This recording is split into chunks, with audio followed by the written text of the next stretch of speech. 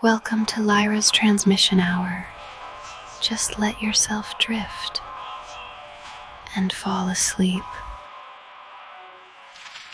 During the winter of 1927 to 28, officials of the federal government made a strange and secret investigation of certain conditions in the ancient Massachusetts seaport of Innsmouth. The public first learned of it in February, when a vast series of raids and arrests occurred, followed by the deliberate burning and dynamiting, under suitable precautions, of an enormous number of crumbling, worm-eaten, and supposedly empty houses along the abandoned waterfront. Uninquiring souls let this occurrence pass as one of the major clashes in a spasmodic war on liquor. Keener news followers, however, wondered at the prodigious number of arrests, the abnormally large force of men used in making them, and the secrecy surrounding the disposal of the prisoners. No trials, or even definite charges, were reported, nor were any of the captives seen thereafter in the regular jails of the nation. There were vague statements about disease and concentration camps, and later about dispersal in various naval and military prisons, but nothing positive ever developed. Innsmouth itself was left almost depopulated, and is even now only beginning to show signs of a sluggishly revived existence. Complaints from many liberal organizations were met with long confidential discussions, and representatives were taken on trips to certain camps and prisons. As a result, these societies became surprisingly passive and reticent. Newspaper men were harder to manage, but seemed largely to cooperate with the government in the end. Only one paper, a tabloid always discounted because of its wild policy, mentioned the deep-diving submarine that discharged torpedoes downward in the marine abyss just beyond Devil Reef. That item, gathered by chance in a haunt of sailors, seemed indeed rather far-fetched, since the low black reef lies a full mile and a half out from Innsmouth harbor. People around the country and in the nearby towns muttered a great deal among themselves, but said very little to the outer world. They had talked about dying and half-deserted Innsmouth for nearly a century, and nothing new could be wilder or more hideous than what they had whispered and hinted years before. Many things had taught them secretiveness, and there was now no need to exert pressure on them. Besides, they really knew very little, for wide salt marshes, desolate and unpeopled, keep neighbors off from Innsmouth on the landward side. But at last, I am going to defy the ban on speech about this thing. Results, I am certain, are so thorough that no public harm save a shock of repulsion could ever accrue from a hinting of what was found by those horrified raiders at Innsmouth. Besides, what was found might possibly have more than one explanation. I do not know just how much of the whole tale has been told, even to me, and I have many reasons for not wishing to probe deeper, for my contact with this affair has been closer than that of any other layman, and I have carried away impressions which are yet to drive me to drastic measures. It was I who fled frantically out of Innsmouth in the early morning hours of July 16th, 1927, and whose frightened appeals for government inquiry and action brought on the whole reported episode. I was willing enough to stay mute while the affair was fresh and uncertain, but now that it is an old story, with public interest and curiosity gone, I have an odd craving to whisper about those few frightful hours in that ill-rumored and evilly shadowed seaport of death and blasphemous abnormality. The mere telling helps me to restore confidence in my own faculties, to reassure myself that I was not simply the first to succumb to a contagious nightmare hallucination. It helps me, too, in making up my mind regarding a certain terrible step which lies ahead of me. I never heard of Innsmouth till the day before I saw it for the first and, so far, last time. I was celebrating my coming of age by a tour of New England, sightseeing, antiquarian, and genealogical, and had planned to go directly from ancient Newburyport to Arkham, whence my mother's family was derived. I had no car, but was traveling by train, trolley, and motor coach, always seeking the cheapest possible route. In Newburyport, they told me that the steam train was the thing to take to Arkham, and it was only at the station ticket office, when I demurred at the high fare, that I learned about Innsmouth.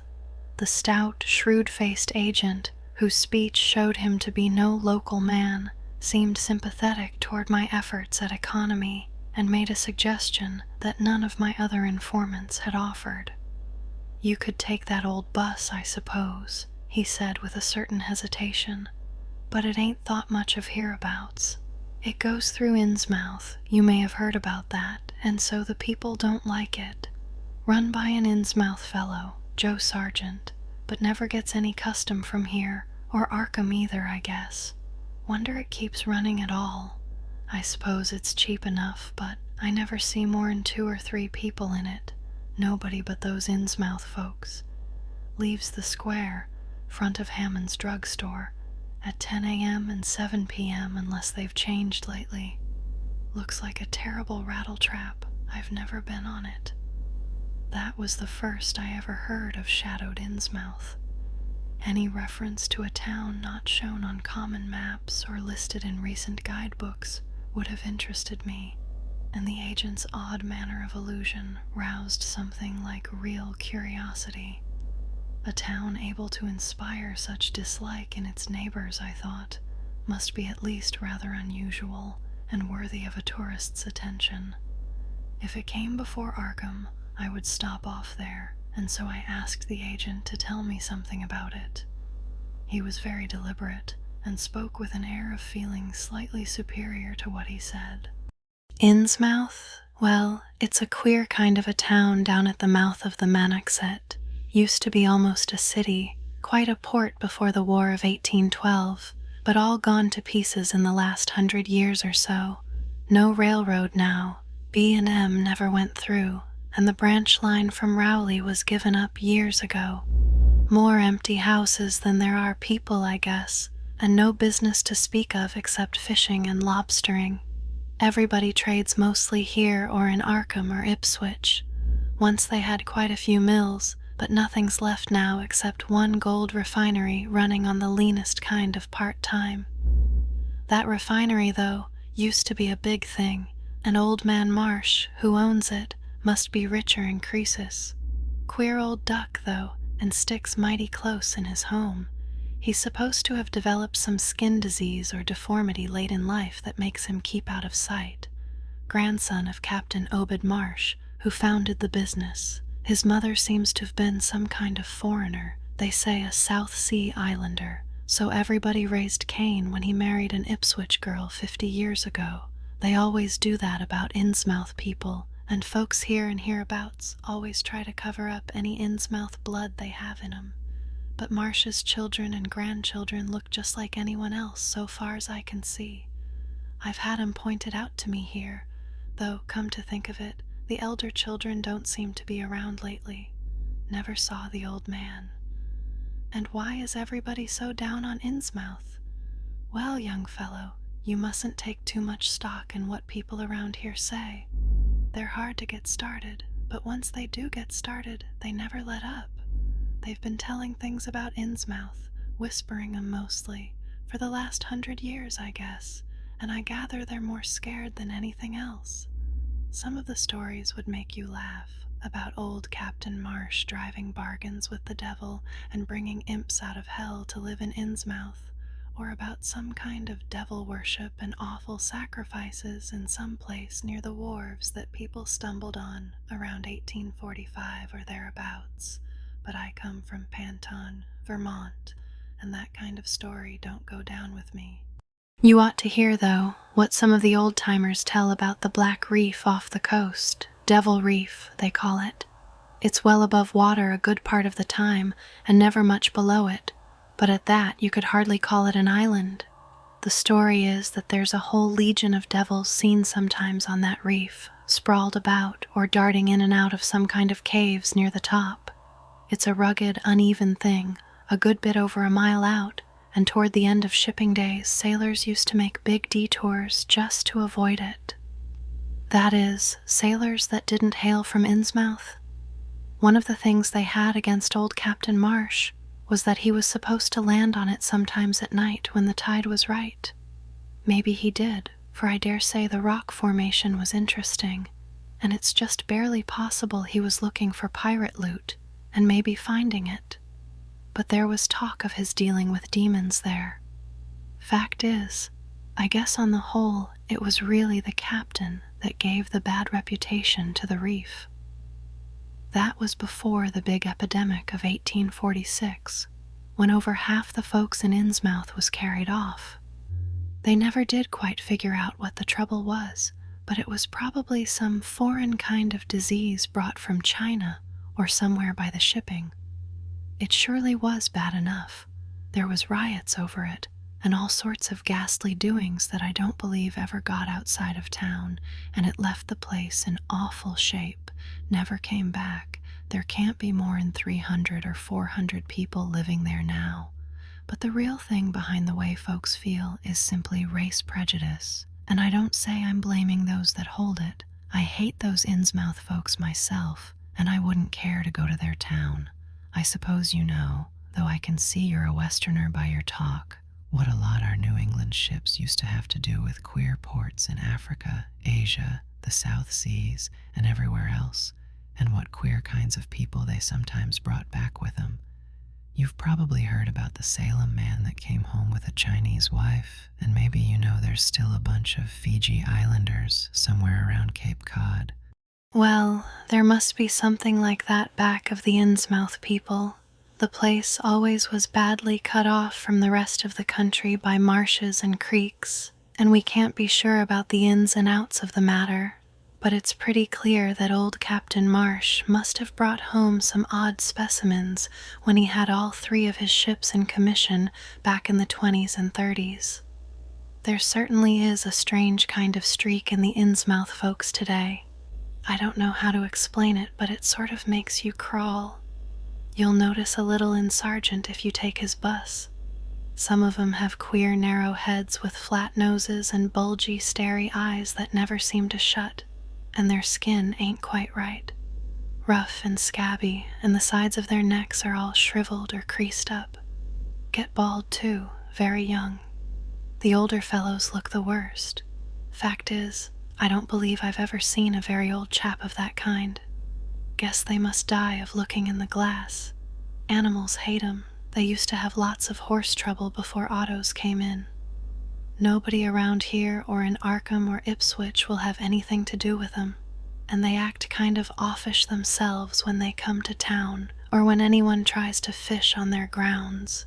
Queer how fish are always thick off Innsmouth Harbor when there ain't any anywhere else around. But just try to fish there yourself and see how the folks chase you off.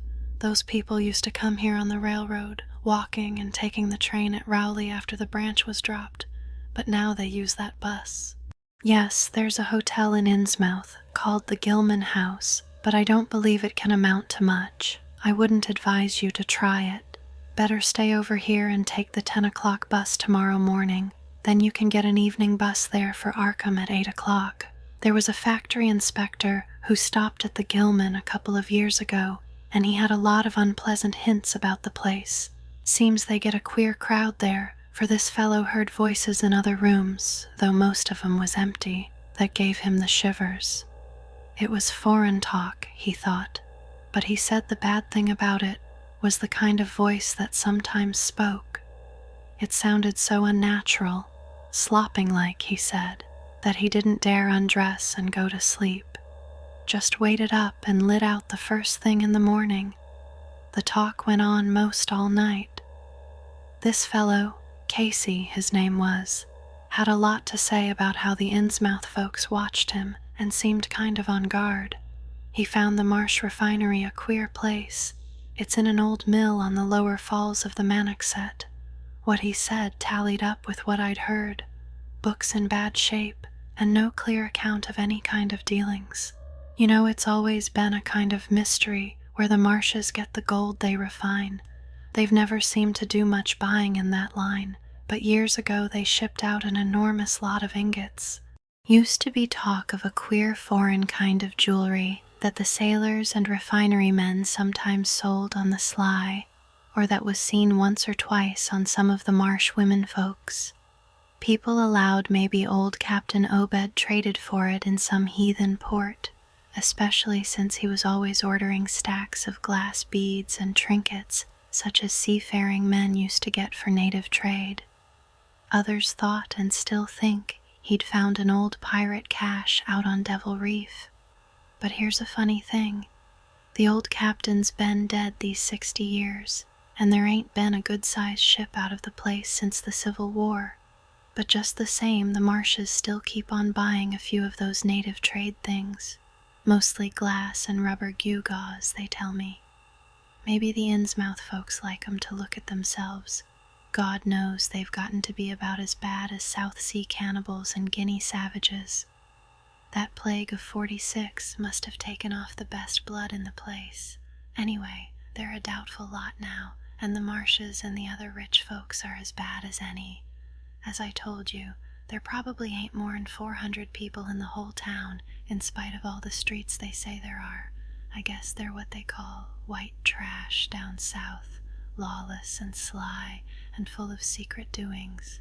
They get a lot of fish and lobsters and do exporting by truck. Queer how the fish swarm right there and nowhere else. Nobody can ever keep track of these people, and state school officials and census men have a devil of a time. You can bet that prying strangers ain't welcome around Innsmouth. I've heard personally of more'n one business or government man that's disappeared there, and there's loose talk of one who went crazy and is out at Danvers now. They must have fixed up some awful scare for that fellow. That's why I wouldn't go at night if I was you. I've never been there and have no wish to go, but I guess a daytime trip couldn't hurt you, even though the people hereabouts will advise you not to make it.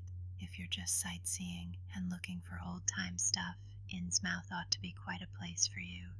And so I spent part of that evening at the Newburyport Public Library looking up data about Innsmouth. When I had tried to question the natives in the shops, the lunchroom, the garages, and the fire station, I had found them even harder to get started than the ticket agent had predicted, and realized that I could not spare the time to overcome their first instinctive reticences. They had a kind of obscure suspiciousness, as if there were something amiss with anyone too much interested in Innsmouth. At the YMCA, where I was stopping, the clerk merely discouraged my going to such a dismal, decadent place, and the people at the library showed much the same attitude.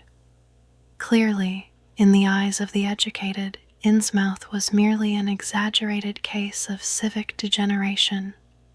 The Essex County histories on the library shelves had very little to say, except that the town was founded in 1643, noted for shipbuilding before the Revolution, a seat of great marine prosperity in the early 19th century, and later a minor factory center using the Manoxet as power.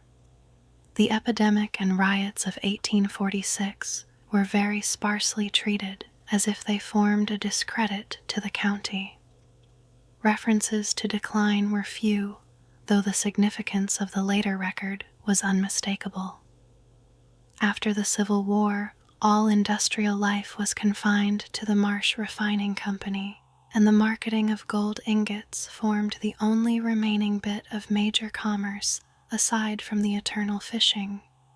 That fishing paid less and less as the price of the commodity fell, and large-scale corporations offered competition, but there was never a dearth of fish around Innsmouth Harbor.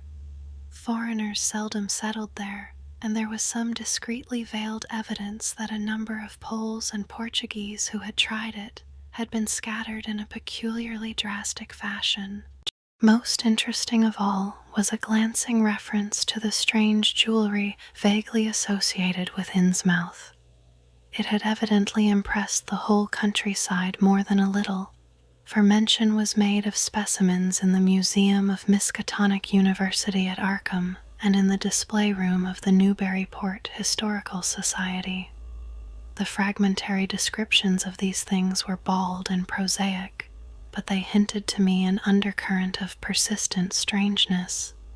Something about them seemed so odd and provocative that I could not put them out of my mind, and despite the relative lateness of the hour, I resolved to see the local sample, said to be a large, queerly proportioned thing, evidently meant for a tiara, if it could possibly be arranged. The librarian gave me a note of introduction to the curator of the society, a Miss Anna Tilton, who lived nearby, and after a brief explanation that ancient gentlewoman was kind enough to pilot me into the closed building since the hour was not outrageously late. The collection was a notable one indeed, but in my present mood I had eyes for nothing but the bizarre object which glistened in a corner cupboard under the electric lights. It took no excessive sensitiveness to beauty to make me literally gasp at the strange, unearthly splendor of the alien, opulent fantasy that rested there on a purple velvet cushion. Even now, I can hardly describe what I saw, though it was clearly enough a sort of tiara, as the description had said. It was tall in front, and with a very large and curiously irregular periphery, as if designed for a head of almost freakishly elliptical outline.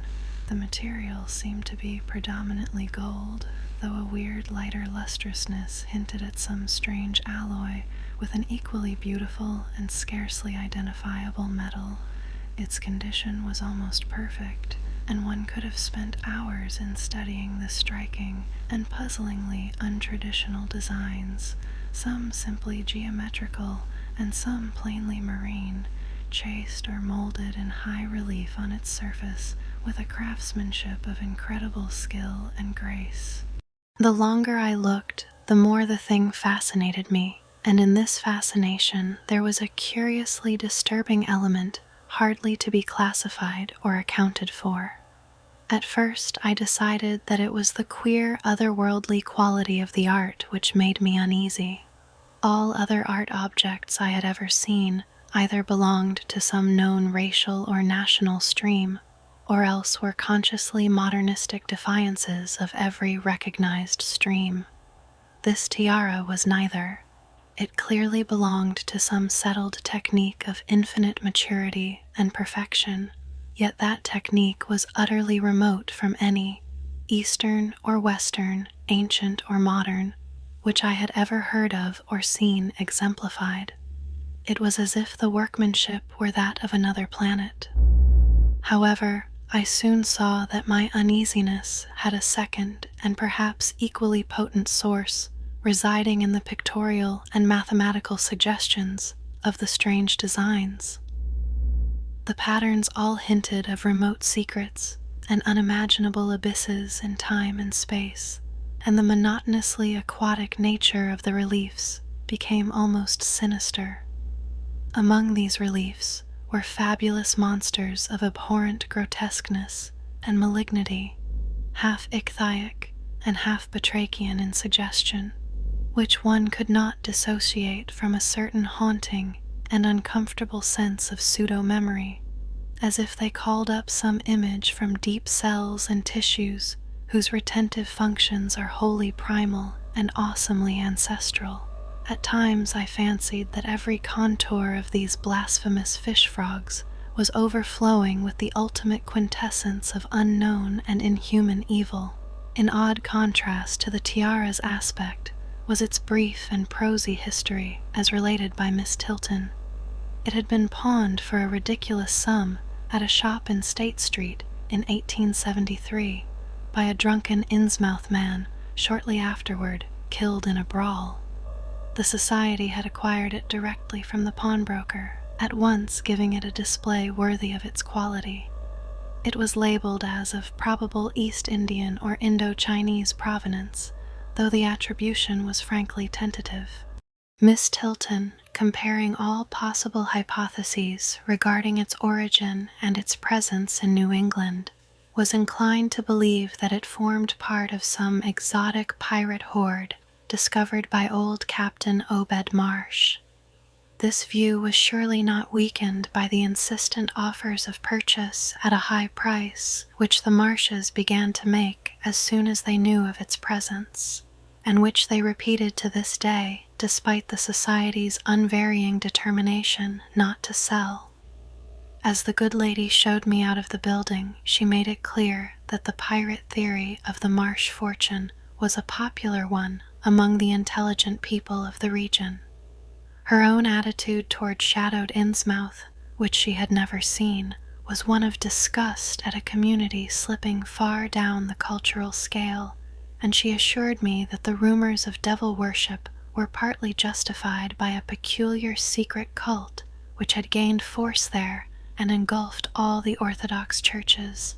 It was called, she said, the Esoteric Order of Dagon, and was undoubtedly a debased quasi-pagan thing imported from the East a century before, at a time when the Innsmouth fisheries seemed to be going barren.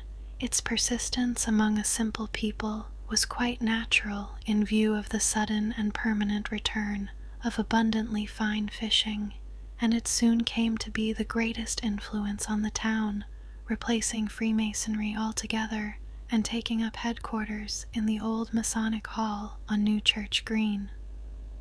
All this, to the pious Miss Tilton, formed an excellent reason for shunning the ancient town of decay and desolation. But to me, it was merely a fresh incentive. To my architectural and historical anticipations was now added an acute anthropological zeal, and I could scarcely sleep in my small room at the Y as the night wore away. Did you hear that? Wait. Sorry.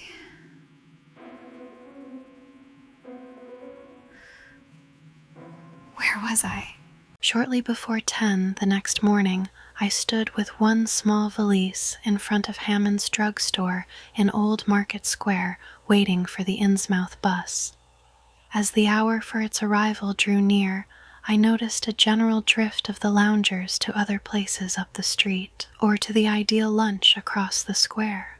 Evidently, the ticket agent had not exaggerated the dislike which local people bore toward Innsmouth and its denizens. In a few moments, a small motor coach of extreme decrepitude and dirty gray color rattled down State Street, made a turn, and drew up at the curb beside me. I felt immediately that it was the right one, a guess which the half-illegible sign on the windshield, Arkham Innsmouth Newby Port, soon verified.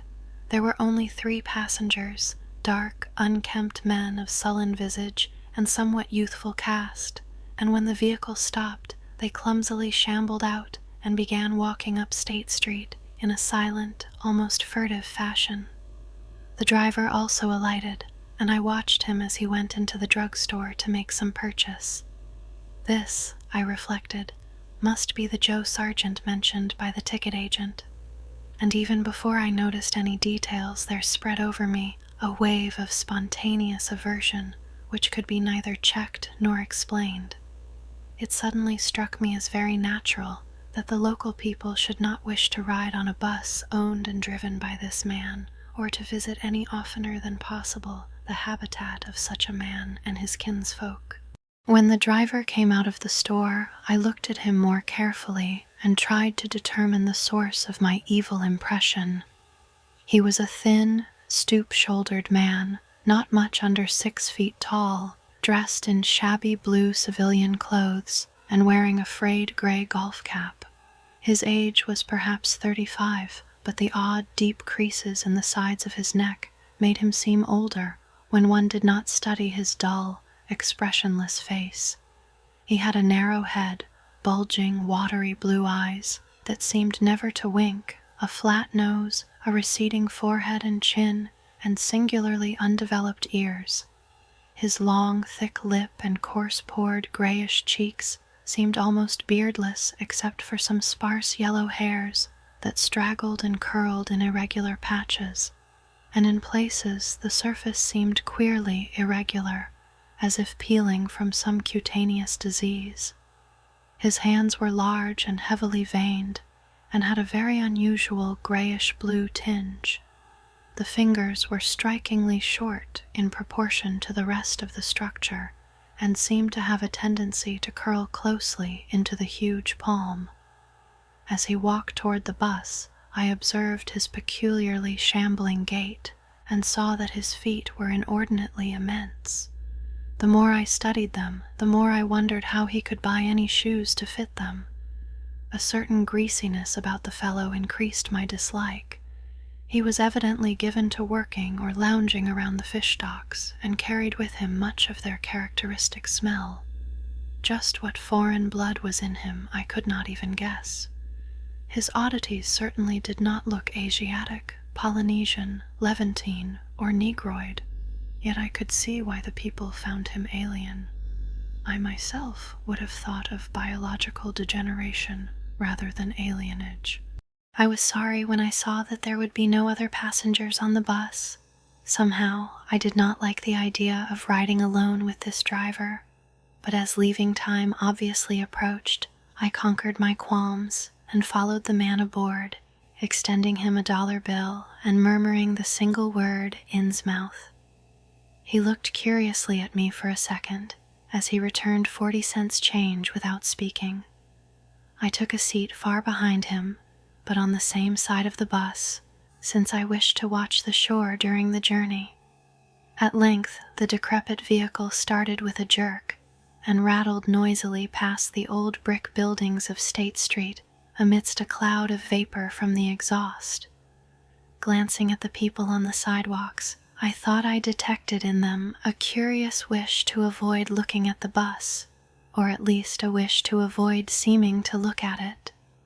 Then we turned to the left into High Street, where the going was smoother, flying by stately old mansions of the early Republic and still older colonial farmhouses, passing the Lower Green and Parker River, and finally emerging into a long, monotonous stretch of open shore country. The day was warm and sunny, but the landscape of sand, sedge-grass, and stunted shrubbery became more and more desolate as we proceeded. Out the window, I could see the blue water and the sandy line of Plum Island, and we presently drew very near the beach as our narrow road veered off from the main highway to Rowley and Ipswich. There were no visible houses, and I could tell by the state of the road that traffic was very light hereabouts. The small, weather-worn telephone poles carried only 2 wires. Now and then, we crossed crude wooden bridges over tidal creeks that wound far inland and promoted the general isolation of the region. Once in a while, I noticed dead stumps and crumbling foundation walls above the drifting sand, and recalled the old tradition quoted in one of the histories I had read, that this was once a fertile and thickly settled countryside.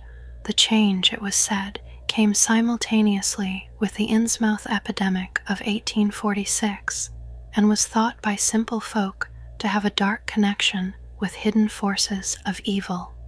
Actually, it was caused by the unwise cutting of woodlands near the shore, which robbed the soil of its best protection and opened the way for waves of wind-blown sand. At last, we lost sight of Plum Island and saw the vast expanse of the open Atlantic on our left. Our narrow course began to climb steeply, and I felt a singular sense of disquiet in looking at the lonely crest ahead where the rutted roadway met the sky. It was as if the bus were about to keep on in its ascent, leaving the sane earth altogether and merging with the unknown arcana of upper air and cryptical sky. The smell of the sea took on ominous implications, and the silent driver's bent, rigid back and narrow head became more and more hateful. As I looked at him, I saw that the back of his head was almost as hairless as his face, having only a few straggling yellow strands upon a gray, scabrous surface. Then we reached the crest and beheld the outspread valley beyond, where the Manickset joins the sea just north of the long line of cliffs that culminate in Kingsport Head and veer off toward Cape Ann. On the far, misty horizon, I could just make out the dizzy profile of the head, topped by the queer ancient house of which so many legends are told. But for the moment, all my attention was captured by the nearer panorama just below me. I had, I realized, come face to face with rumor-shadowed Innsmouth. It was a town of wide extent and dense construction, yet one with a portentous dearth of visible life. From the tangle of chimney pots, scarcely a wisp of smoke came, and the 3 tall steeples loomed stark and unpainted against the seaward horizon. One of them was crumbling down at the top, and in that and another there were only black gaping holes where clock dials should have been. The vast huddle of sagging gambrel roofs and peaked gables conveyed with offensive clearness the idea of wormy decay, and as we approached along the now descending road, I could see that many roofs had wholly caved in. There were some large square Georgian houses, too, with hipped roofs, cupolas, and railed widows' walks. These were mostly well back from the water, and 1 or 2 seemed to be in moderately sound condition. Stretching inland from among them, I saw the rusted, grass-grown line of the abandoned railway, with leaning telegraph poles now devoid of wires, and the half-obscured lines of the old carriage roads to Rowley and Ipswich. The decay was worst close to the waterfront, though in its very midst I could spy the white belfry of a fairly well-preserved brick structure which looked like a small factory.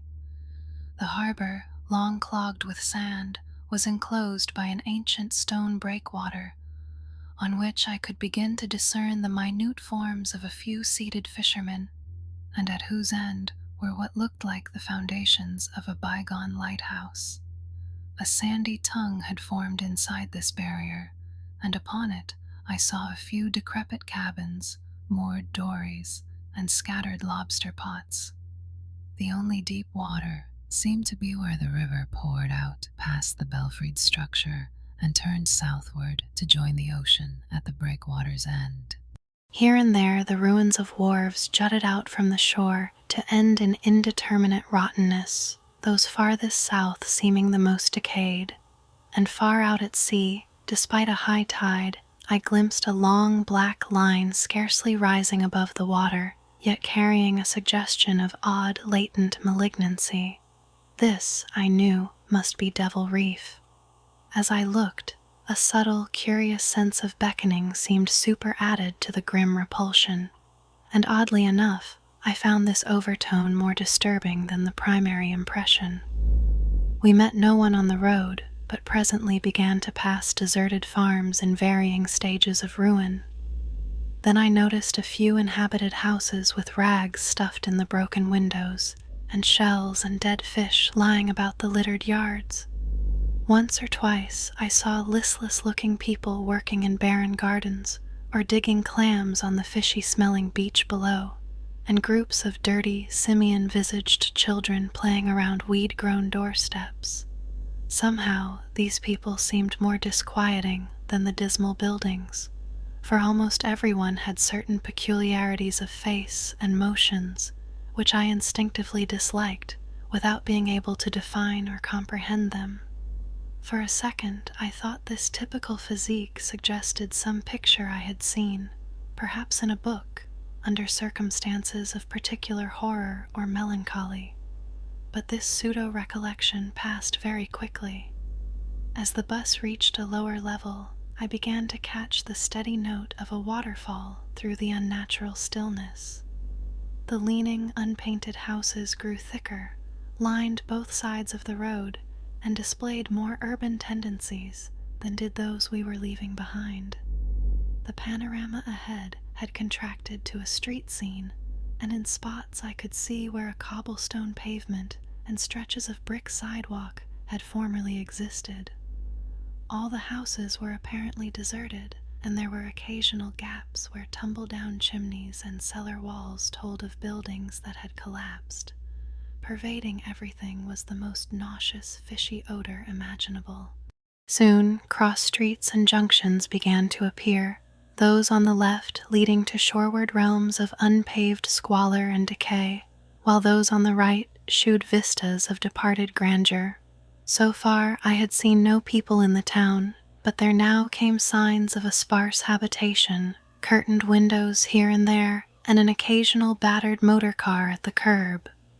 Pavement and sidewalks were increasingly well defined, and though most of the houses were quite old, wood and brick structures of the early 19th century, they were obviously kept fit for habitation.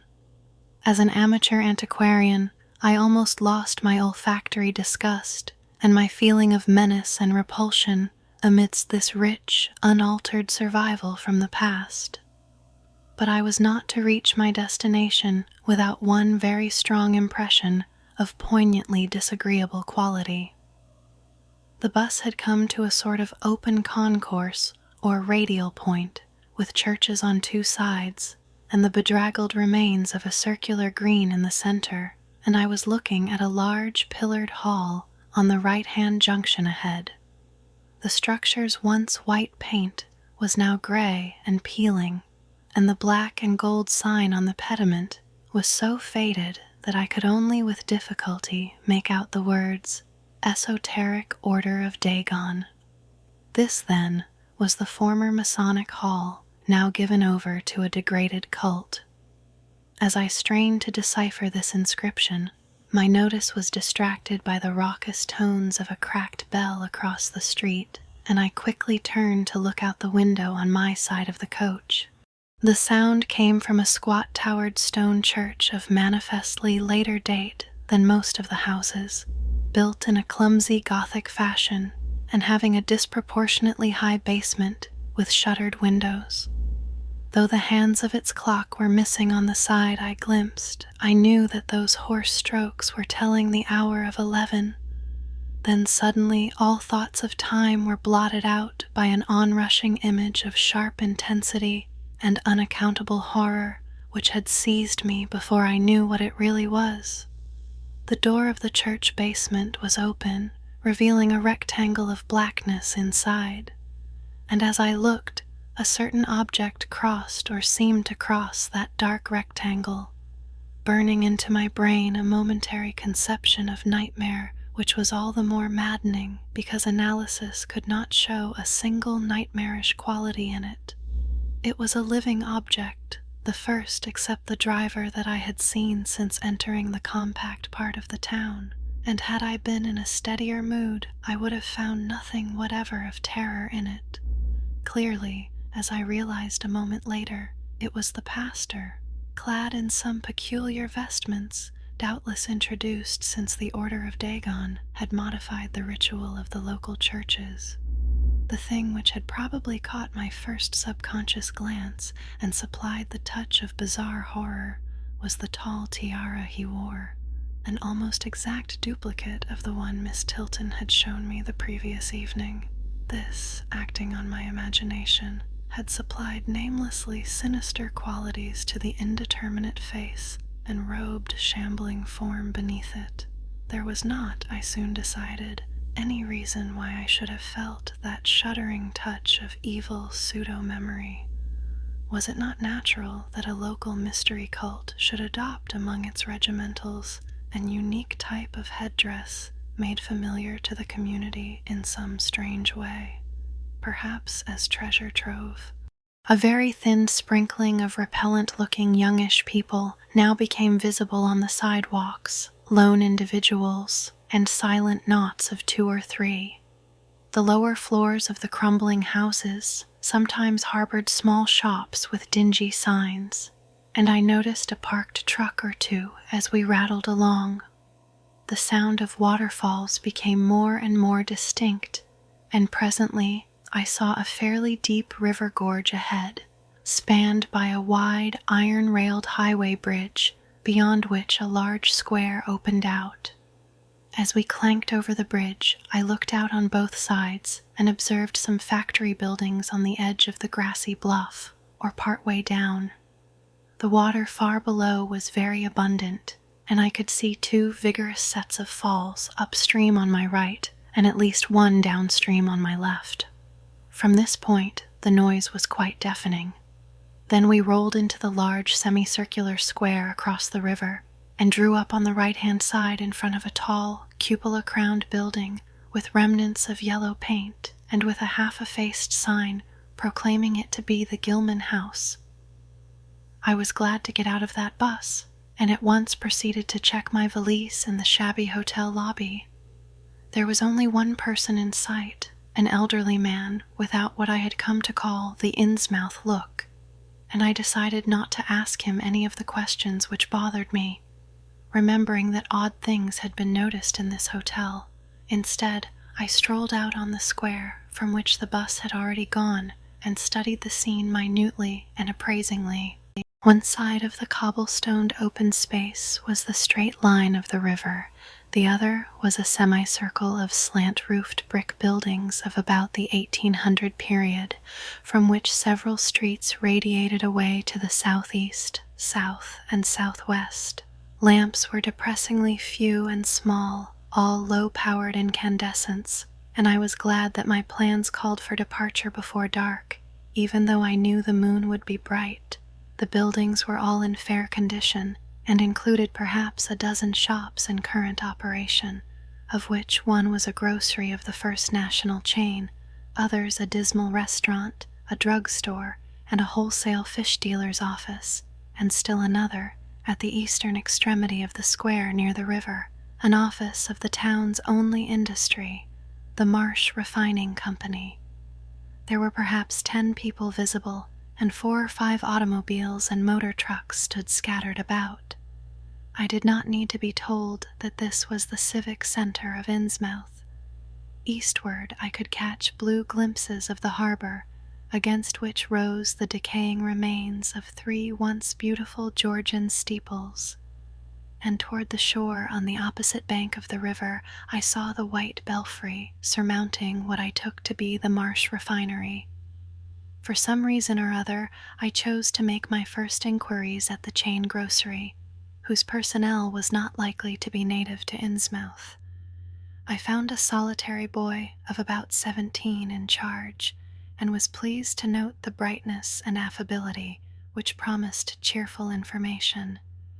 He seemed exceptionally eager to talk, and I soon gathered that he did not like the place, its fishy smell, or its furtive people.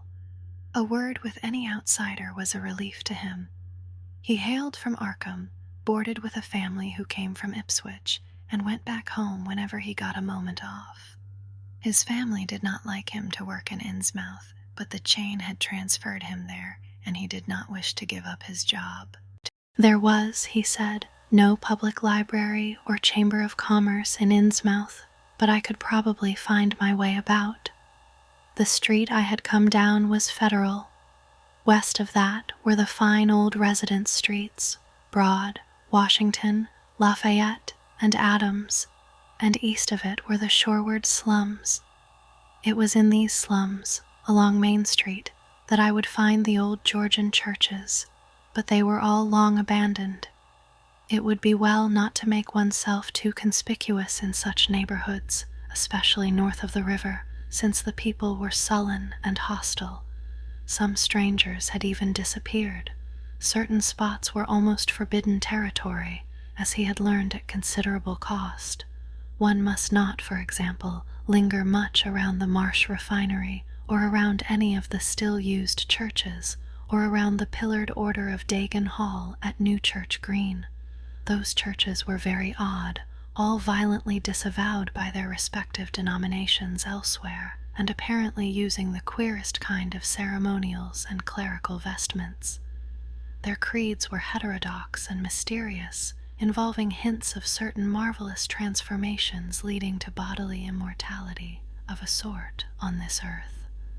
The youth's own pastor, Dr. Wallace of Asbury M.E. Church in Arkham, had gravely urged him not to join any church in Innsmouth. As for the Innsmouth people, the youth hardly knew what to make of them. They were as furtive and seldom seen as animals that live in burrows, and one could hardly imagine how they passed the time apart from their desultory fishing. Perhaps, judging from the quantities of bootleg liquor they consumed, they lay for most of the daylight hours in an alcoholic stupor. They seemed sullenly banded together in some sort of fellowship and understanding, despising the world as if they had access to other and preferable spheres of entity. Their appearance, especially those staring, unwinking eyes which one never saw shut, was certainly shocking enough, and their voices were disgusting. It was awful to hear them chanting in their churches at night, and especially during their main festivals or revivals, which fell twice a year on April 30th and October 31st. They were very fond of the water and swam a great deal in both river and harbor. Swimming races out to Devil Reef were very common, and everyone in sight seemed well able to share in this arduous sport. When one came to think of it, it was generally only rather young people who were seen about in public, and of these the oldest were apt to be the most tainted-looking. When exceptions did occur, they were mostly persons with no trace of aberrancy, like the old clerk at the hotel. One wondered what became of the bulk of the older folk, and whether the Innsmouth look were not a strange and insidious disease phenomenon which increased its hold as years advanced. Only a very rare affliction, of course, could bring about such vast and radical anatomical changes in a single individual after maturity, changes involving osseous factors as basic as the shape of the skull. But then, even this aspect was no more baffling and unheard of than the visible features of the malady as a whole. It would be hard, the youth implied, to form any real conclusions regarding such a matter, since one never came to know the natives personally, no matter how long one might live in Innsmouth. The youth was certain that many specimens, even worse than the worst visible ones, were kept locked indoors in some places. People sometimes heard the queerest kind of sounds. The tottering waterfront hovels north of the river were reputedly connected by hidden tunnels, being thus a veritable warren of unseen abnormalities. What kind of foreign blood, if any, these beings had, it was impossible to tell. They sometimes kept certain especially repulsive characters out of sight when government agents and others from the outside world came to town. It would be of no use, my informant said, to ask the natives anything about the place. The only one who would talk was a very aged but normal-looking man who lived at the poorhouse on the north rim of the town and spent his time walking about or lounging around the fire station. This hoary character, Zadok Allen, was 96 years old and somewhat touched in the head, besides being the town drunkard. He was a strange, furtive creature who constantly looked over his shoulder as if afraid of something, and when sober could not be persuaded to talk at all with strangers. He was, however, unable to resist any offer of his favorite poison, and once drunk would furnish the most astonishing fragments of whispered reminiscence. After all, though, little useful data could be gained from him, since his stories were all insane, incomplete hints of impossible marvels and horrors, which could have no source save in his own disordered fancy. Nobody ever believed him, but the natives did not like him to drink and talk with strangers, and it was not always safe to be seen questioning him. It was probably from him that some of the wildest popular whispers and delusions were derived. Several non-native residents had reported monstrous glimpses from time to time, but between old Zadok's tales and the malformed denizens, it was no wonder such illusions were current. None of the non-natives ever stayed out late at night, there being a widespread impression that it was not wise to do so. Besides, the streets were loathsomely dark. As for business, the abundance of fish was certainly almost uncanny, but the natives were taking less and less advantage of it.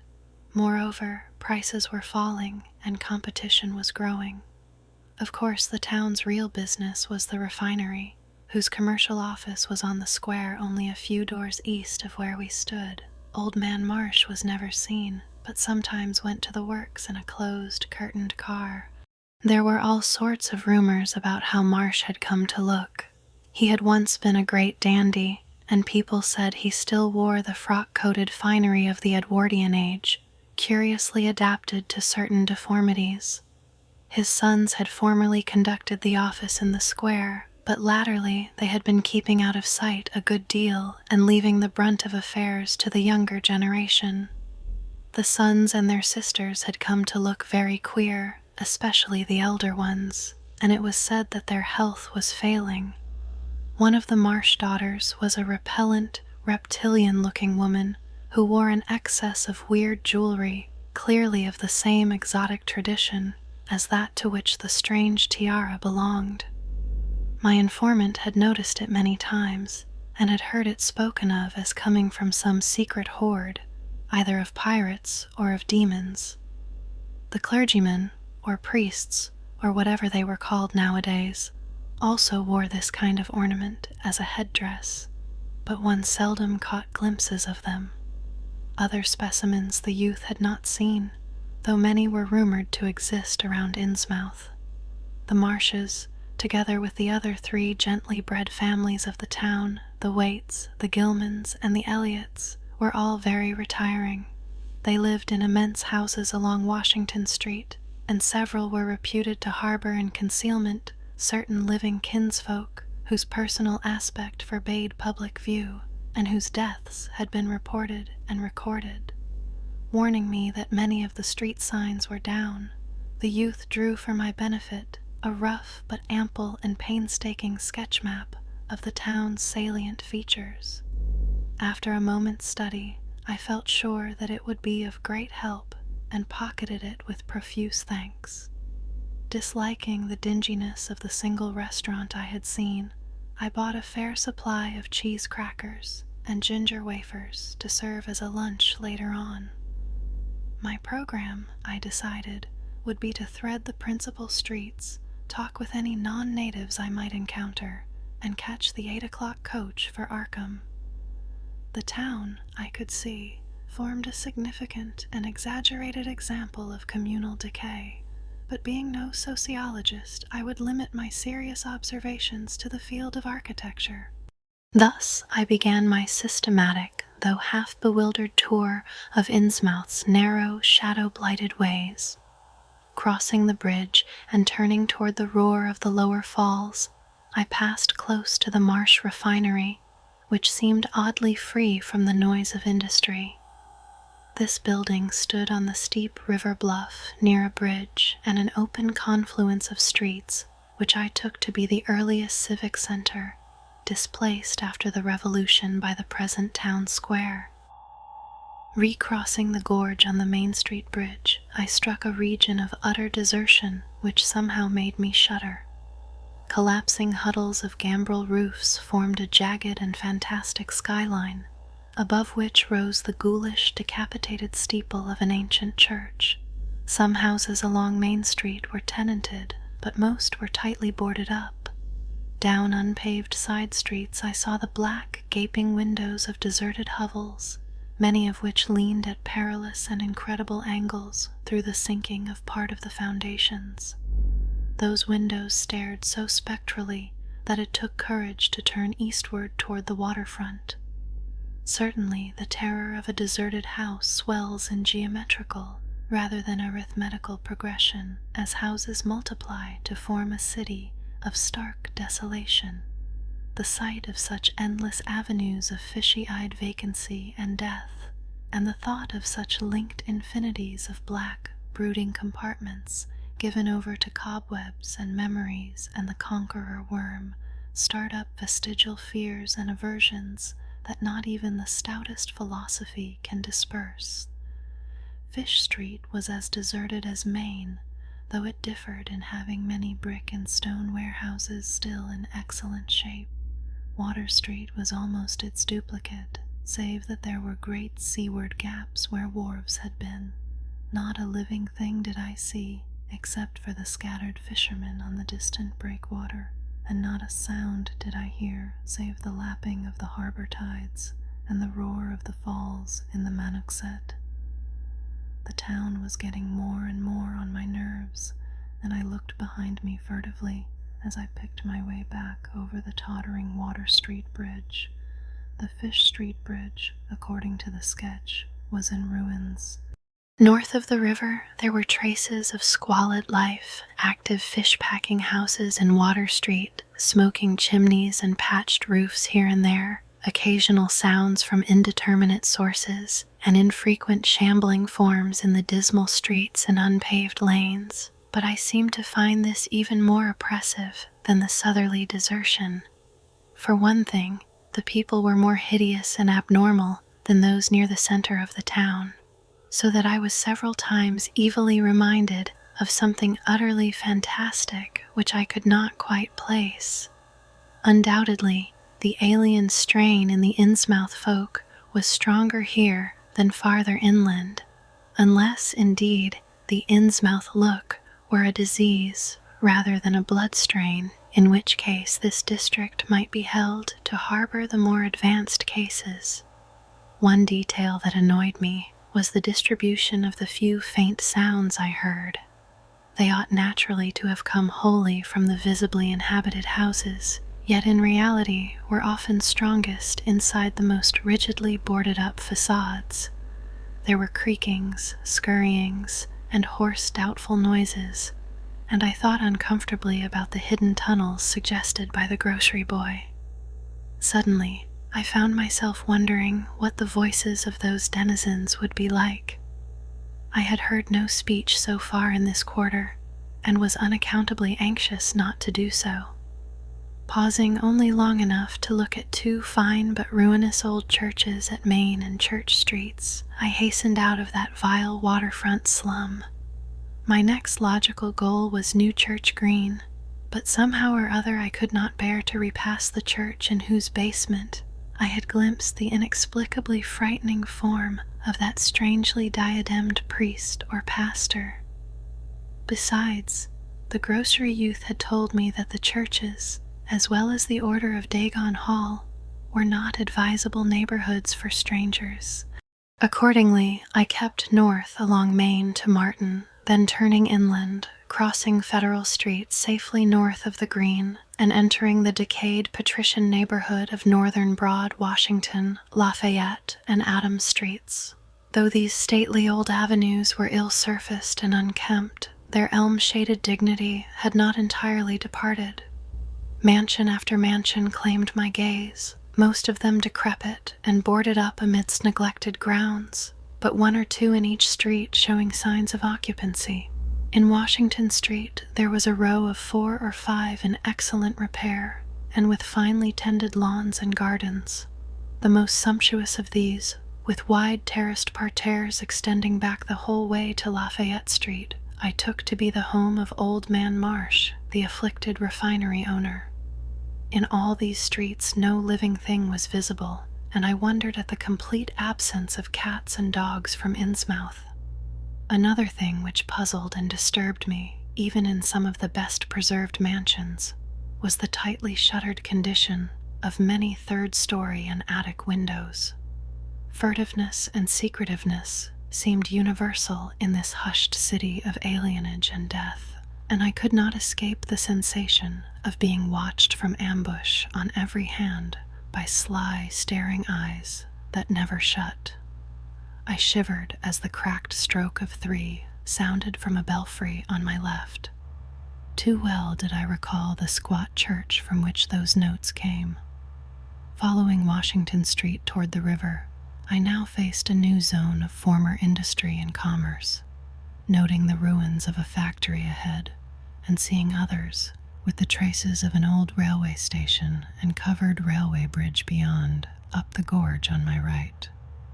The uncertain bridge now before me was posted with a warning sign, but I took the risk and crossed again to the south bank, where traces of life reappeared. Furtive, shambling creatures stared cryptically in my direction, and more normal faces eyed me coldly and curiously, Innsmouth was rapidly becoming intolerable, and I turned down Payne Street toward the square in the hope of getting some vehicle to take me to Arkham before the still distant starting time of that sinister bus. It was then that I saw the tumble-down fire station on my left and noticed the red-faced, bushy-bearded, watery-eyed old man in nondescript rags who sat on a bench in front of it, talking with a pair of unkempt but not abnormal-looking firemen. This, of course, must be Zadok Allen, the half-crazed, liquorish nonagenarian whose tales of old Innsmouth and its shadow were so hideous and incredible. It must have been some imp of the perverse, or some sardonic pull from dark, hidden sources, which made me change my plans as I did. I had long before resolved to limit my observations to architecture alone, and I was even then hurrying toward the square in an effort to get quick transportation out of this festering city of death and decay. But the sight of old Zadok Allen set up new currents in my mind and made me slacken my pace uncertainly. I had been assured that the old man could do nothing but hint at wild, disjointed, and incredible legends, and I had been warned that the natives made it unsafe to be seen talking to him. Yet the thought of this aged witness to the town's decay, with memories going back to the early days of ships and factories, was a lure that no amount of reason could make me resist.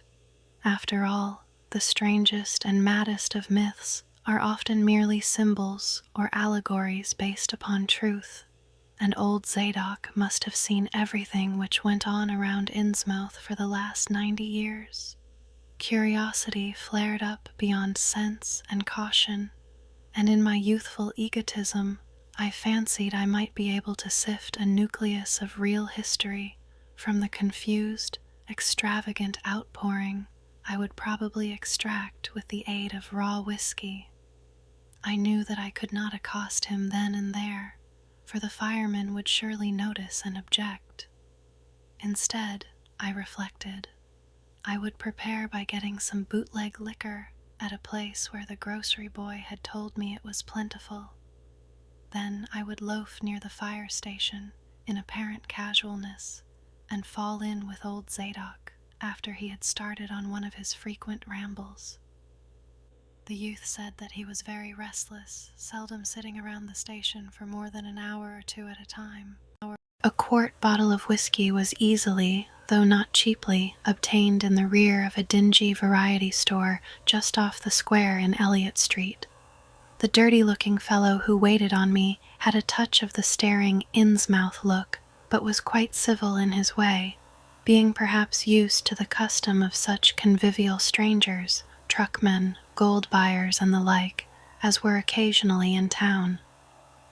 Re-entering the square, I saw that luck was with me, for, shuffling out of Payne Street around the corner of the Gilman house, I glimpsed nothing less than the tall, lean, tattered form of old Zadok Allen himself. In accordance with my plan, I attracted his attention by brandishing my newly purchased bottle, and soon realized that he had begun to shuffle wistfully after me as I turned into Waite Street on my way to the most deserted region I could think of. I was steering my course by the map the grocery boy had prepared, and was aiming for the wholly abandoned stretch of southern waterfront which I had previously visited. The only people in sight there had been the fishermen on the distant breakwater, and by going a few squares south, I could get beyond the range of these, finding a pair of seats on some abandoned wharf and being free to question old Zadok unobserved for an indefinite time. Before I reached Main Street, I could hear a faint and wheezy, "Hey, mister," behind me, and I presently allowed the old man to catch up and take copious pulls from the quart bottle. I began putting out feelers as we walked along to Water Street and turned southward amidst the omnipresent desolation and crazily tilted ruins, but found that the aged tongue did not loosen as quickly as I had expected. At length I saw a grass-grown opening toward the sea between crumbling brick walls, with the weedy length of an earth and masonry wharf projecting beyond. Piles of moss-covered stones near the water promised tolerable seats, and the scene was sheltered from all possible view by a ruined warehouse on the north. Here, I thought, was the ideal place for a long, secret colloquy, so I guided my companion down the lane and picked out spots to sit in among the mossy stones. The air of death and desertion was ghoulish, and the smell of fish almost insufferable, but I was resolved to let nothing deter me. About 4 hours remained for conversation if I were to catch the 8 o'clock coach for Arkham, and I began to dole out more liquor to the ancient tippler, meanwhile eating my own frugal lunch. In my donations I was careful not to overshoot the mark, for I did not wish Zadok's vinous garrulousness to pass into a stupor. After an hour, his furtive taciturnity showed signs of disappearing, but much to my disappointment, he still sidetracked my questions about Innsmouth and its shadow-haunted past. He would babble of current topics, revealing a wide acquaintance with newspapers and a great tendency to philosophize in a sententious village fashion. Toward the end of the second hour, I feared my quart of whiskey would not be enough to produce results, and was wondering whether I had better leave old Zadok and go back for more.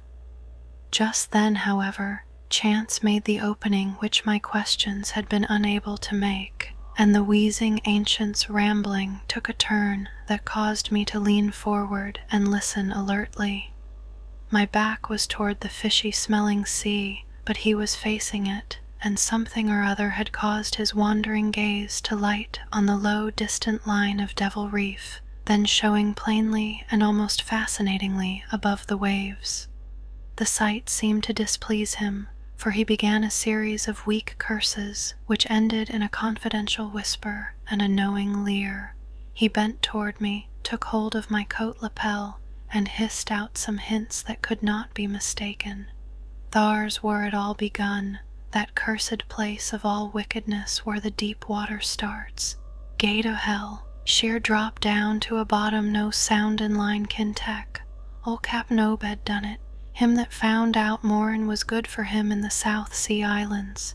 Everybody was in a bad way them days, trade fallin' off, mills losing business, even the new ones, and the best of our men folks kilt a privateerin' in the War of 1812, or lost with the Elizy brig in the Ranger Snow, both of 'em Gilman venters. Obed Marsh he had 3 ships afloat, Brigantine Columbia, Brig Hetty, and Bark Sumetry Queen. He was the only one as kep' on with the East Ingy and Pacific trade, though Esdras Martin's barkentine Malay pride made a venter as late as 28. Never was nobody like Cap'n Obed, old limb o' Satan. Ha ha, I can mind him a-tellin' about furrin parts, and callin' all the folks stupid for goin' to Christian meetin' and bearin' their burdens meek and lowly. Says they'd orter get better gods like some of the folks in the Ingies, gods as 'ud bring 'em good fishin' in return for their sacrifices, and 'ud really answer folks' prayers. Matt Elliott, his fust mate, talked a lot too, only he was agin folks' doin' any heathen things. Told about an island east of Otaheite, where they was a lot of stone ruins older'n anybody knew anything about, kinda like them on Ponape in the Carolines, but with carvin's of faces that looked like the big statues on Easter Island. They was a little volcanic island near Thar, too, where they was other ruins with different carvin's, ruins all wore away like they'd been under the sea wunked, and with pictures of awful monsters all over 'em. Wal, sir, Matt he says the natives around there had all the fish they could catch, and sported bracelets and armlets and head rigs made out of a queer kind of gold, and covered with pictures of monsters, just like the ones carved over the ruins on the little island, sorter fish-like frogs or frog-like fishes, that was drawed in all kinds of positions like they was human beings.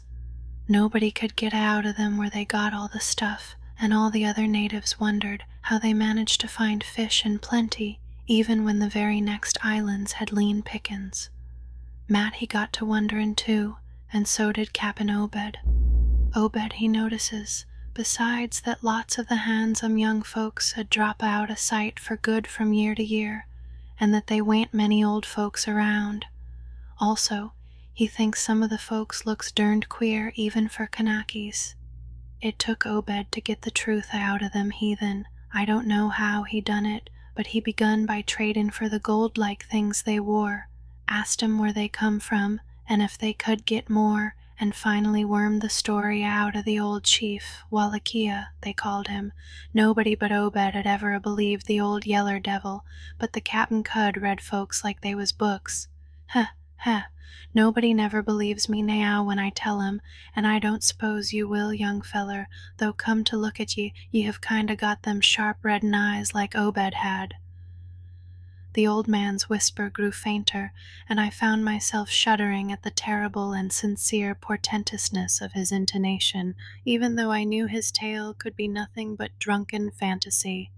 Wall, sir, Obed he learnt that they's things on this arth as most folks never heard about, and wouldn't believe if they did hear. It seems these Kanakis was sacrificing heaps of their young men and maidens to some kind of god things that lived under the sea, and getting all kinds of favor in return. They met the things on the little islet with the queer ruins, and it seems them awful pictures of frogfish monsters was supposed to be pictures of these things. Mebbe they was the kind of critters as got all the mermaid stories and sech started. They had all kinds of cities on the sea bottom, and this island was heaved up from thar. Seems they was some of the things alive in the stone buildings when the island come up sudden to the surface. That's how the Kanakis got wind they was down there, made sign talk as soon as they got over being skeert, and pieced up a bargain afore long. Them things liked human sacrifices, had 'em ages afore, but lost track of the upper world arter a time. What they done to the victims it ain't for me to say, and I guess Obed wa'n't none too sharp about askin'. But it was all right with the heathens, because they'd been having a hard time and was desperate about everything. They give a sartin number of young folks to the sea things twict every year, May Eve and Halloween, reg'lar as could be. Also give some of the carved knickknacks they made. What the things agreed to give in return was plenty of fish. They druv 'em in from all over the sea, and a few gold-like things now and then. Well, as I says, the natives met the things on the little volcanic islet, goin' there in canoes with the sacrifices, etc., and bringin' back any of the gold-like jewels as was comin' to 'em. At fust, the things didn't never go on to the main island, but arter a time they come to want to. Seems they hankered arter mixin' with the folks and havin' gent ceremonies on the big days, May Eve and Halloween. You see, they was able to live both in and out of water, what they call amphibians, I guess. The Kanakis told 'em as how folks from the other islands might want to wipe 'em out if they got wind of their bein' thar, but they says they don't care much, because they could wipe out the hull brood of humans if they was willin' to bother. That is, any as didn't have sartin signs sech as was used onct by the lost old ones, whoever they was. But not wantin' to bother, they'd lay low when anybody visited the island. When it come to mattin' with them toad-lookin' fishes, the Kanakis kinda balked, but finally they larnt something as put a new face on the matter. Seems that human folks has got a kinda relation to sech water beasts, that everything alive come out of the water wonkt and only needs a little change to go back again. Them things told the Kanakis that if they mixed bloods there'd be children as'd look human at fust, but later turn more and more like the things, till finally they'd take to the water and join the main lot of things down there. And this is the important part, young feller. Them as turned into fish things and went into the water wouldn't never die. Them things never died except they was kilt violent.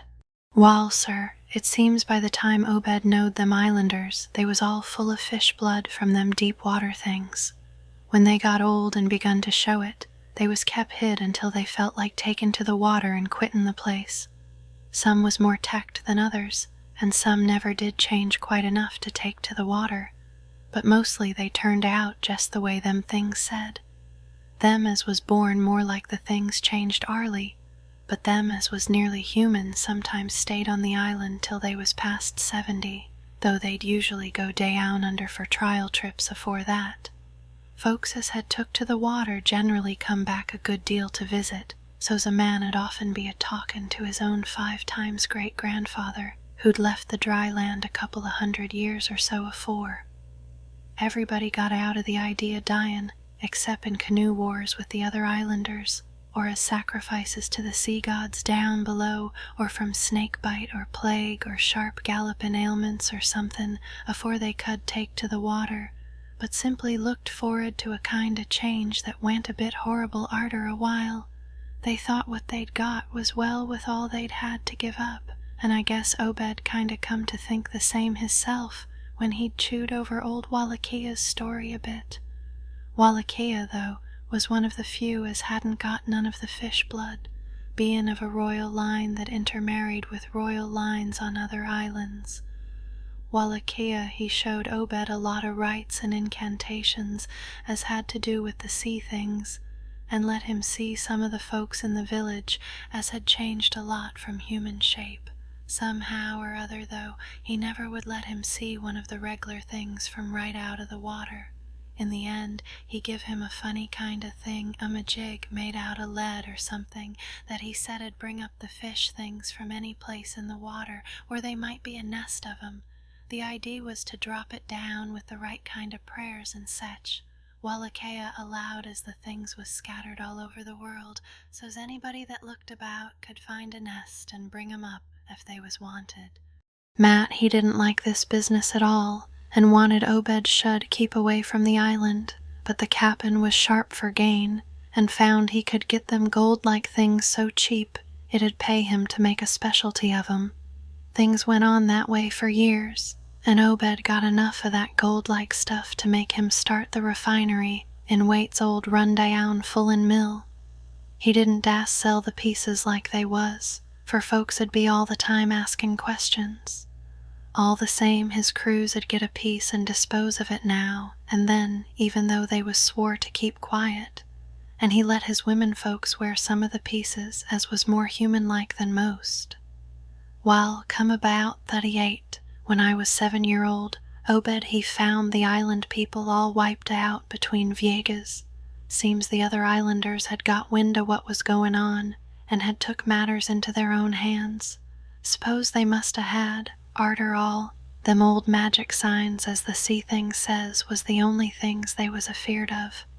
No tellin' what any of them Kanakis will chance to get a holt of when the sea bottom throws up some island with ruins older'n the deluge.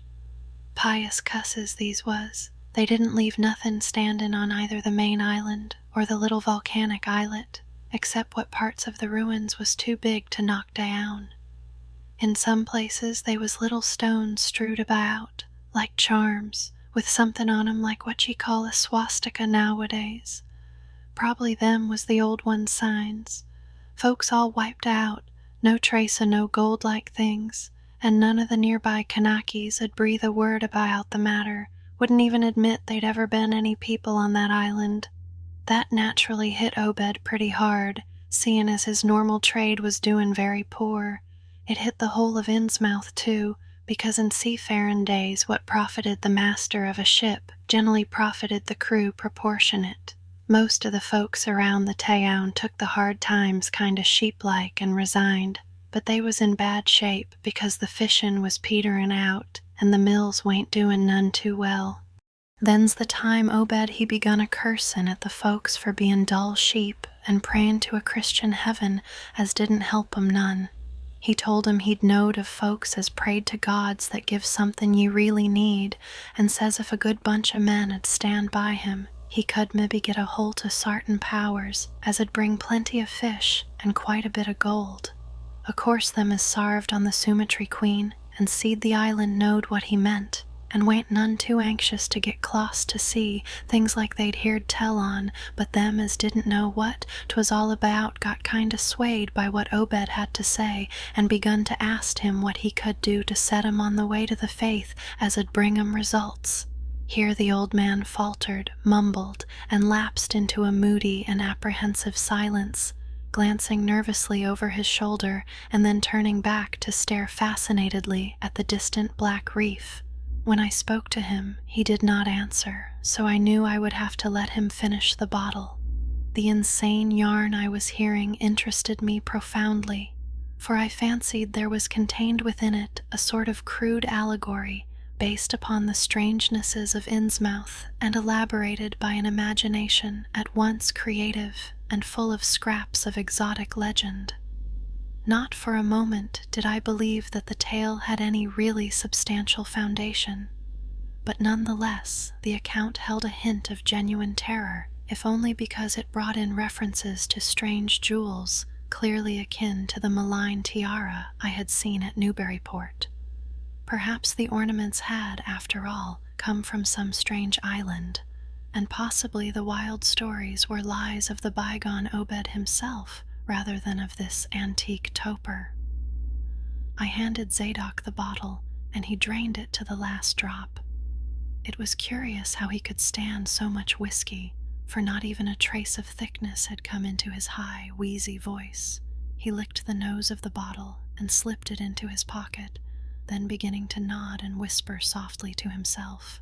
I bent close to catch any articulate words he might utter, and thought I saw a sardonic smile behind the stained, bushy whiskers. Yes, he was really forming words, and I could grasp a fair proportion of them. Poor Matt Hialis was agin it, tried to line up the folks on his side, and had long talks with the preachers. No use.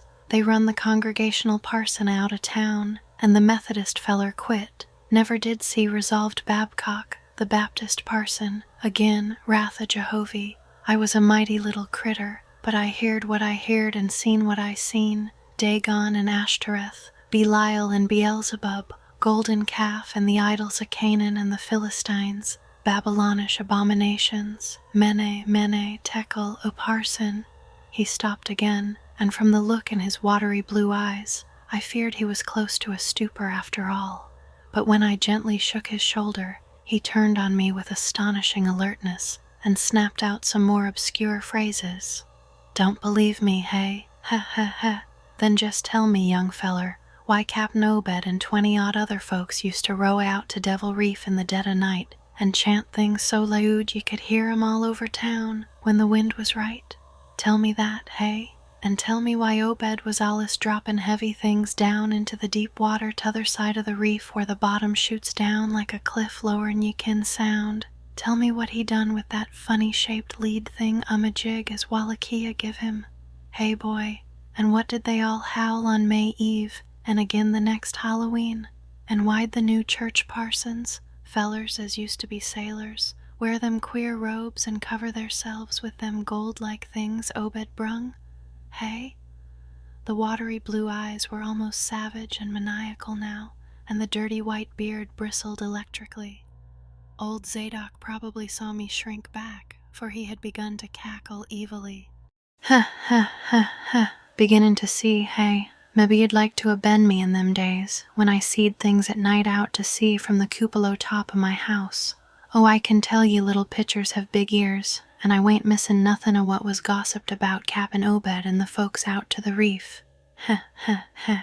How about the night I took my pa's ship's glass up to the cupola and seed the reef a-bristlin' thick with shapes that dove off quick soon's the moon riz? Obed and the folks was in a dory, but them shapes dove off the far side into the deep water and never come up. How'd you like to be a little shaver alone up in a cupola a-watchin' shapes as wa'n't human shapes? Hey? Ha ha ha ha. The old man was getting hysterical, and I began to shiver with a nameless alarm. He laid a gnarled claw on my shoulder, and it seemed to me that its shaking was not altogether that of mirth. Suppose one night ye seed somethin' heavy heaved off in Obed's dory beyond the reef, and then larned next day a young feller was missin' from home. Hey, did anybody ever see hide or hair o' Hiram Gilman again? Did they? And Nick Pierce, and Llewellyn Waite, and Adoniram Southwick, and Henry Garrison? Hey? Ha, ha, ha, ha. Shapes talkin' sign language with their hands, them as had real hands. Wall, sir, that was the time Obed begun to get on his feet again.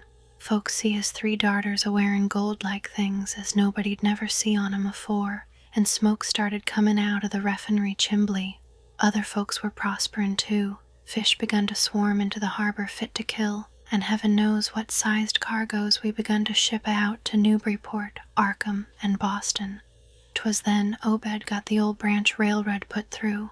Some Kingsport fishermen heerd about the ketch and come up in sloops, but they was all lost. Nobody never see 'em again, and just then our folks organized the Esoteric Order o' Dagon and bought Masonic Hall off in Calvary Commandery for it. Ha ha ha. Matt Elliott was a Mason and agin the sellin', but he dropped out of sight just then. Remember, I ain't sayin' Obed was set on heaven things just like they was on that Kanaki Isle. I don't think he aimed at fuss to do no mixin', nor raise no young'uns to take to the water and turn into fishes with eternal life. He wanted them gold things, and was willin' to pay heavy, and I guess the others was satisfied for a while. Come in 46, the town done some lookin' and thinkin' for itself. Too many folks missin', too much wild preachin' at meetin' of a Sunday, too much talk about that reef. I guess I done a bit by tellin' Selectman Mowry what I see from the Cupalo. They was a party one night as follered Obed's crowd out to the reef, and I heerd shots betwixt the dories. Next day Obed and 32 others was in jail, with everybody a wonderin' jest what was afoot and jest what charge agin 'em could be got to Holt. God, if anybody'd looked ahead, a couple of weeks later, when nothin' had been throwed into the sea for that long. Zadok was showing signs of fright and exhaustion, and I let him keep silence for a while, though glancing apprehensively at my watch. The tide had turned and was coming in now, and the sound of the waves seemed to arouse him. I was glad of that tide, for at high water the fishy smell might not be so bad. Again I strained to catch his whispers. That awful night, I seed 'em. I was up in the Cupalo, hordes of 'em, swarms of 'em, all over the reef and swimmin' up the harbor into the Manaxet. God, what happened in the streets of Innsmouth that night? They rattled our door, but Pa wouldn't open. Then he clum out the kitchen winder with his musket to find Selectman Mowry and see what he could do. Mounds of the dead and the dyin', shots and screams, shoutin' in Old Square and Town Square and New Church Green, jail throwed open, proclamation, treason, called it the plague when folks come in and found half our people missin'. Nobody left but them as I'd jine in with Obed and them things, or else keep quiet. Never heard of my pa no more. The old man was panting and perspiring profusely. His grip on my shoulder tightened. Everything cleaned up in the mornin', but they was traces. Obed he kinder takes charge and says things is going to be changed. Others'll worship with us at meetin' time, and sartin houses has got to entertain guests. They wanted to mix like they done with the Kanakis, and he for one didn't feel bound to stop 'em. Far gone was Obed, just like a crazy man on the subject. He says they brung us fish and treasure, and shut of what they hankered arter. Nothin' was to be different on the outside, only we was to keep shy of strangers if we knowed what was good for us. We all hed to take the oath o' Dagon, and later on they was second and third oaths that some on us took. Them as 'ud help special, 'ud get special rewards, gold and sech. No use balkin', for they was millions of 'em down there. They'd ruther not start risin' and wipin' out humankind, but if they was gave away and forced to, they could do a lot toward just that. We didn't have them old charms to cut 'em off like folks in the South Sea did, and them Kanakis wouldn't never give away their secrets.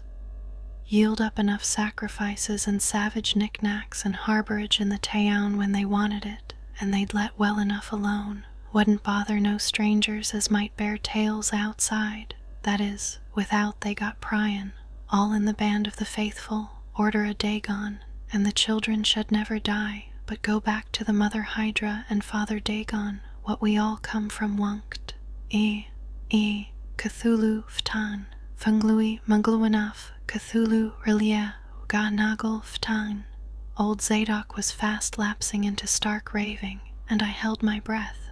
Poor old soul, to what pitiful depths of hallucination had his liquor, plus his hatred of the decay, alienage, and disease around him, brought that fertile, imaginative brain.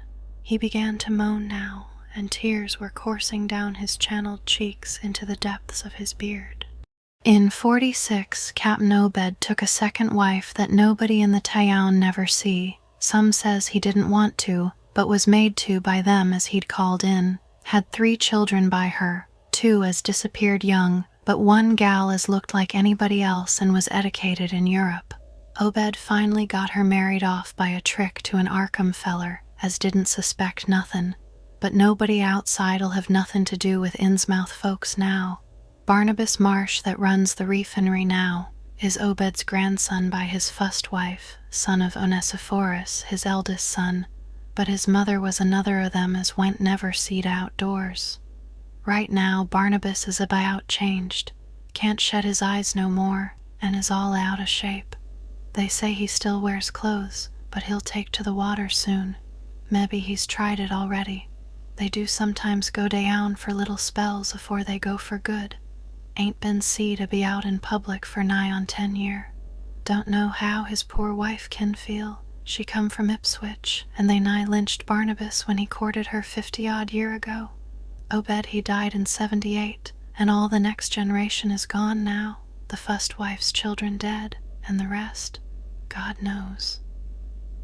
The sound of the incoming tide was now very insistent, and little by little it seemed to change the old man's mood from maudlin tearfulness to watchful fear. He would pause now and then to renew those nervous glances over his shoulder or out toward the reef, and despite the wild absurdity of his tale, I could not help beginning to share his vague apprehensiveness. Zadok now grew shriller, and seemed to be trying to whip up his courage with God, what I seen sanct I was 15-year-old, mene, tekel, a parson, the folks as was missin', and them as kilt theirselves, them as told things in Arkham or Ipswich or sech places was all called crazy, like you're a-callin' me right now. But God, what I seen, they'd a-kilt me long ago for what I know, only I'd took the fust and second oaths a Dagon off an Obed, so was protected unless a jury of 'em proved I told things knowin' and deliberate. But I wouldn't take the 3rd oath. I'd a-died ruther'n take that. It got wuss around Civil War time, when children born sanct 46 begun to grow up, some of 'em that is. I was afeard, never did no pryin' arter that awful night, and never see one of them clost to in all my life. That is, never no full-blooded one. I went to the war, and if I'd had any guts or sense I'd never come back, but settled away from here. But folks wrote me things wain't so bad. That, I suppose, was because government draft men was in town arter 63. Arter the war it was just as bad agin. People begun to fall off, mills and shops shut down, shipping stopped and the harbor choked up, railroad give up, but they never stopped swimmin' in and out of the river from that cursed reef of Satan. And more attic winders got boarded up, and more noises was heard in houses as wain't supposed to have nobody in 'em. Folks outside have their stories about us. S'pose you've heard a plenty on 'em, seein' what questions ye asked. Stories about things they've seed now and then, and about that queer jewelry as still comes in from somewheres and ain't quite all melted up, but nothin' never gets definite. Nobody'll believe nothin'. They call them gold-like things pirate loot, and all 'ow the Innsmouth folks has furrin blood or is distempered or somethin'. Besides, them that lives here shoo off as many strangers as they kin, and encourage the rest not to get very cur'ous, 'specially round night time. Beasts balk at the critters, hosses wussin' mules, but when they got autos that was all right. Hey you, why don't you say something? How'd you like to be livin' in a town like this, with everything a-rotten and a-dyin'? And boarded up monsters crawlin' and bleatin' and barkin' and hoppin' around black cellars and attics every way you turn. Hey, how'd you like to hear the howlin' night arter night from the churches and order a Dagon Hall, and know what's doin' part of the howlin'? How'd you like to hear what comes from that awful reef every May Eve and Hallowmass? Hey, think the old man's crazy, eh? Wall, sir, let me tell you that ain't the wust. Zadok was really screaming now, and the mad frenzy of his voice disturbed me more than I care to own. Curse ye, don't set there a-starin' at me with them eyes. I tell Obed Marsh he's in hell, and has got to stay there. Huh. In hell, I says. Can't get me. I hain't done nothin' nor told nobody nothin'. Oh, you young feller, wall, even if I hain't told nobody nothin' yet, I'm a-goin' to now. You just set still and listen to me, boy. This is what I ain't never told nobody. I says I didn't do no pryin' arter that night, but I found things out just the same. You want to know what the real horror is, hey? Well, it's this. It ain't what them fish devils has done, but what they're a-going to do. They're a-bringin' things up out of where they come from into the town. Been doin' it for years, and slackenin' up lately. Them houses north of the river betwixt Water and Main Streets is full of 'em. Them devils and what they brung, and when they get ready. I say, when they get ready. Ever hear tell of a Shoggoth? Hey, do you hear me? I tell ye I know what them things be. I seen 'em one night when... yeah. The hideous suddenness and inhuman frightfulness of the old man's shriek almost made me faint. His eyes, looking past me toward the malodorous sea, were positively starting from his head, while his face was a mask of fear worthy of Greek tragedy. His bony claw dug monstrously into my shoulder, and he made no motion as I turned my head to look at whatever he had glimpsed. There was nothing that I could see, only the incoming tide, with perhaps one set of ripples more local than the long-flung line of breakers. But now Zadok was shaking me, and I turned back to watch the melting of that fear-frozen face into a chaos of twitching eyelids and mumbling gums. Presently his voice came back, albeit as a trembling whisper. "Get out of here, get out of here, they seen us, get out for your life, don't wait for nothin', they know now, run for it, quick, out of this town." Another heavy wave dashed against the loosening masonry of the bygone wharf, and changed the mad ancient's whisper to another inhuman and blood-curdling scream. Yeah! Yeah! Before I could recover my scattered wits, he had relaxed his clutch on my shoulder and dashed wildly inland toward the street, reeling northward around the ruined warehouse wall. I glanced back at the sea, but there was nothing there, and when I reached Water Street and looked along it toward the north, there was no remaining trace of Zadok Allen. 4. I can hardly describe the mood in which I was left by this harrowing episode. An episode at once mad and pitiful, grotesque and terrifying. The grocery boy had prepared me for it, yet the reality left me none the less bewildered and disturbed. Puerile though the story was, old Zadok's insane earnestness and horror had communicated to me a mounting unrest which joined with my earlier sense of loathing for the town and its blight of intangible shadow. Later, I might sift the tale and extract some nucleus of historic allegory. Just now, I wished to put it out of my head. The hour had grown perilously late. My watch said 7:15, and the Arkham bus left Town Square at 8, so I tried to give my thoughts as neutral and practical a cast as possible, meanwhile walking rapidly through the deserted streets of gaping roofs and leaning houses toward the hotel where I had checked my valise and would find my bus. Though the golden light of late afternoon gave the ancient roofs and decrepit chimneys an air of mystic loveliness and peace, I could not help glancing over my shoulder now and then. I would surely be very glad to get out of malodorous and fear-shadowed Innsmouth, and wished there were some other vehicle than the bus driven by that sinister-looking fellow sergeant.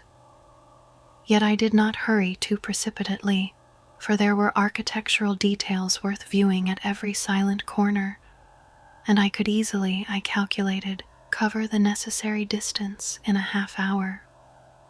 Studying the grocery youth's map and seeking a route I had not traversed before, I chose Marsh Street instead of State for my approach to Town Square. Near the corner of Fall Street, I began to see scattered groups of furtive whisperers, and when I finally reached the square, I saw that almost all the loiterers were congregated around the door of the Gilman house. It seemed as if many bulging, watery, unwinking eyes looked oddly at me as I claimed my valise in the lobby, and I hoped that none of these unpleasant creatures would be my fellow passengers on the coach. The bus, rather early, rattled in with 3 passengers somewhat before 8, and an evil-looking fellow on the sidewalk muttered a few indistinguishable words to the driver. Sargent threw out a mailbag and a roll of newspapers and entered the hotel, while the passengers, the same men whom I had seen arriving in Newburyport that morning, shambled to the sidewalk and exchanged some faint guttural words with a loafer in a language I could have sworn was not English. I boarded the empty coach and took the same seat I had taken before, but was hardly settled before Sargent reappeared and began mumbling in a throaty voice of peculiar repulsiveness. I was, it appeared, in very bad luck. There had been something wrong with the engine, despite the excellent time made from Newburyport, and the bus could not complete the journey to Arkham. No, it could not possibly be repaired that night, nor was there any other way of getting transportation out of Innsmouth, either to Arkham or elsewhere. Sargent was sorry, but I would have to stop over at the Gilman. Probably the clerk would make the price easy for me, but there was nothing else to do. Almost dazed by this sudden obstacle, and violently dreading the fall of night in this decaying and half-unlighted town, I left the bus and re-entered the hotel lobby, where the sullen, queer-looking night clerk told me I could have room 428 on next the top floor, large, but without running water, for $1. Despite what I had heard of this hotel in Newburyport, I signed the register, paid my $1, let the clerk take my valise, and followed that sour, solitary attendant up 3 creaking flights of stairs, past dusty corridors, which seemed wholly devoid of life. My room, a dismal rear one with 2 windows and bare, cheap furnishings, overlooked a dingy courtyard otherwise hemmed in by low, deserted brick blocks, and commanded a view of decrepit, westward-stretching roofs with a marshy countryside beyond. At the end of the corridor was a bathroom, a discouraging relique with ancient marble bowl, tin tub, faint electric light, and musty wooden paneling around all the plumbing fixtures. It being still daylight, I descended to the square and looked around for a dinner of some sort, noticing as I did so the strange glances I received from the unwholesome loafers. Since the grocery was closed, I was forced to patronize the restaurant I had shunned before, a stooped, narrow-headed man with staring, unwinking eyes, and a flat-nosed wench with unbelievably thick, clumsy hands being in attendance. The service was of the counter type, and it relieved me to find that much was evidently served from cans and packages. A bowl of vegetable soup with crackers was enough for me, and I soon headed back for my cheerless room at the Gilman, getting an evening paper and a fly-specked magazine from the evil-visaged clerk at the rickety stand beside his desk. As twilight deepened, I turned on the one feeble electric bulb over the cheap, iron-framed bed, and tried as best I could to continue the reading I had begun.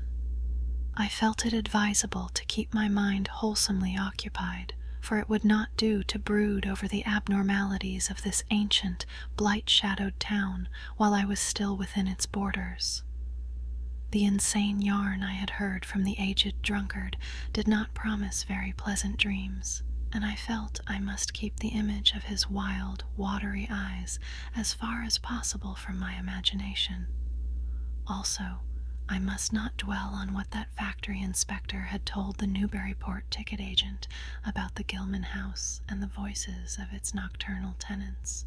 Not on that, nor on the face beneath the tiara in the black church doorway, the face for whose horror my conscious mind could not account. It would perhaps have been easier to keep my thoughts from disturbing topics had the room not been so gruesomely musty.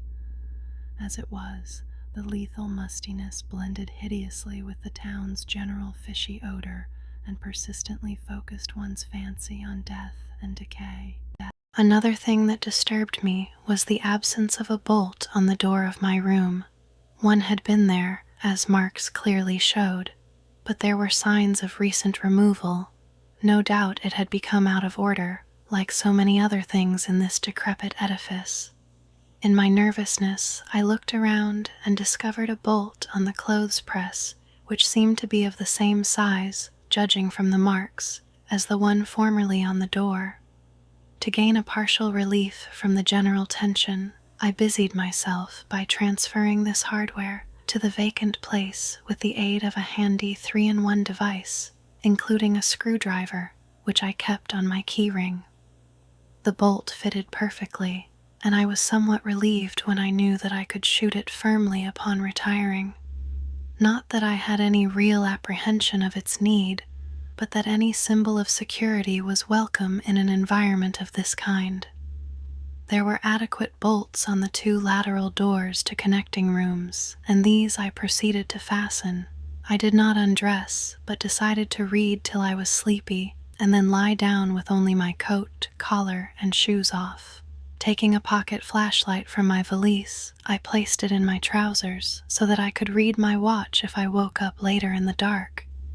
Drowsiness, however, did not come, and when I stopped to analyze my thoughts, I found to my disquiet that I was really unconsciously listening for something which I dreaded but could not name. That inspector's story must have worked on my imagination more deeply than I had suspected. Again I tried to read, but found that I made no progress. After a time I seemed to hear the stairs and corridors creak at intervals as if with footsteps, and wondered if the other rooms were beginning to fill up. There were no voices, however, and it struck me that there was something subtly furtive about the creaking. I did not like it, and debated whether I had better try to sleep at all. This town had some queer people, and there had undoubtedly been several disappearances. Was this one of those inns where travelers were slain for their money? Surely I had no look of excessive prosperity, or were the townsfolk really so resentful about curious visitors? Had my obvious sightseeing, with its frequent map consultations, aroused unfavorable notice?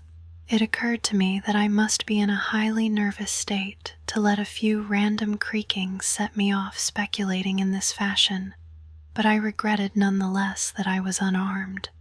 At length, feeling a fatigue which had nothing of drowsiness in it, I bolted the newly outfitted hall door, turned off the light, and threw myself down on the hard, uneven bed, coat, collar, shoes, and all.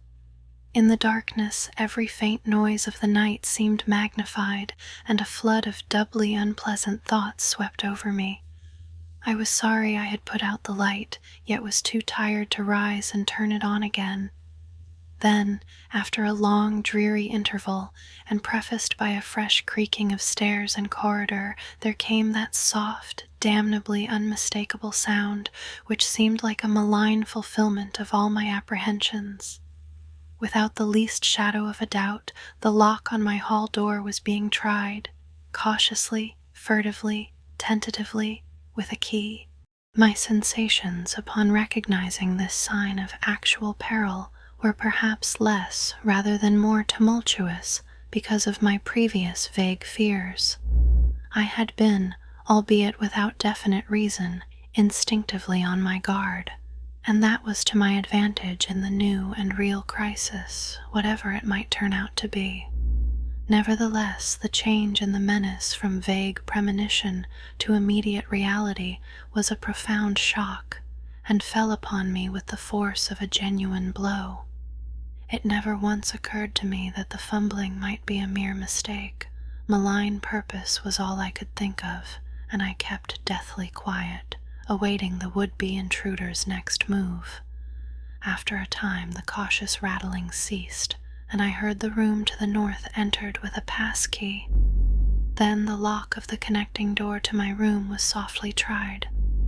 The bolt held, of course, and I heard the floor creak as the prowler left the room. After a moment, there came another soft rattling, and I knew that the room to the south of me was being entered. Again a furtive trying of a bolted connecting door, and again a receding creaking. This time the creaking went along the hall and down the stairs, so I knew that the prowler had realized the bolted condition of my doors and was giving up his attempt for a greater or lesser time, as the future would show. The readiness with which I fell into a plan of action proves that I must have been subconsciously fearing some menace and considering possible avenues of escape for hours. From the first, I felt that the unseen fumbler meant a danger not to be met or dealt with, but only to be fled from as precipitately as possible. The one thing to do was to get out of that hotel alive as quickly as I could, and through some channel other than the front stairs and lobby. Rising softly and throwing my flashlight on the switch, I sought to light the bulb over my bed in order to choose and pocket some belongings for a swift, valiseless flight. Nothing, however, happened, and I saw that the power had been cut off. Clearly, some cryptic, evil movement was afoot on a large scale. Just what, I could not say. As I stood pondering with my hand on the now useless switch, I heard a muffled creaking on the floor below, and thought I could barely distinguish voices in conversation. A moment later, I felt less sure that the deeper sounds were voices, since the apparent hoarse barkings and loose-syllabled croakings bore so little resemblance to recognized human speech. Then I thought with renewed force of what the factory inspector had heard in the night in this moldering and pestilential building. Having filled my pockets with the flashlight's aid, I put on my hat and tiptoed to the windows to consider chances of descent. Despite the state's safety regulations, there was no fire escape on this side of the hotel, and I saw that my windows commanded only a sheer 3-story drop to the cobbled courtyard. On the right and left, however, some ancient brick business blocks abutted on the hotel, their slant roofs coming up to a reasonable jumping distance from my 4th-story level. To reach either of these lines of buildings, I would have to be in a room 2 doors from my own, in one case on the north and in the other case on the south, and my mind instantly set to work calculating what chances I had of making the transfer.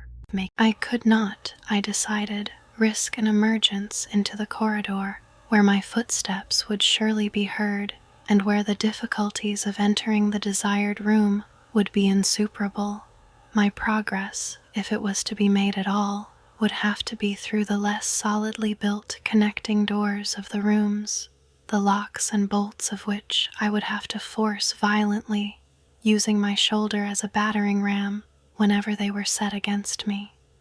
This, I thought, would be possible owing to the rickety nature of the house and its fixtures, but I realized I could not do it noiselessly.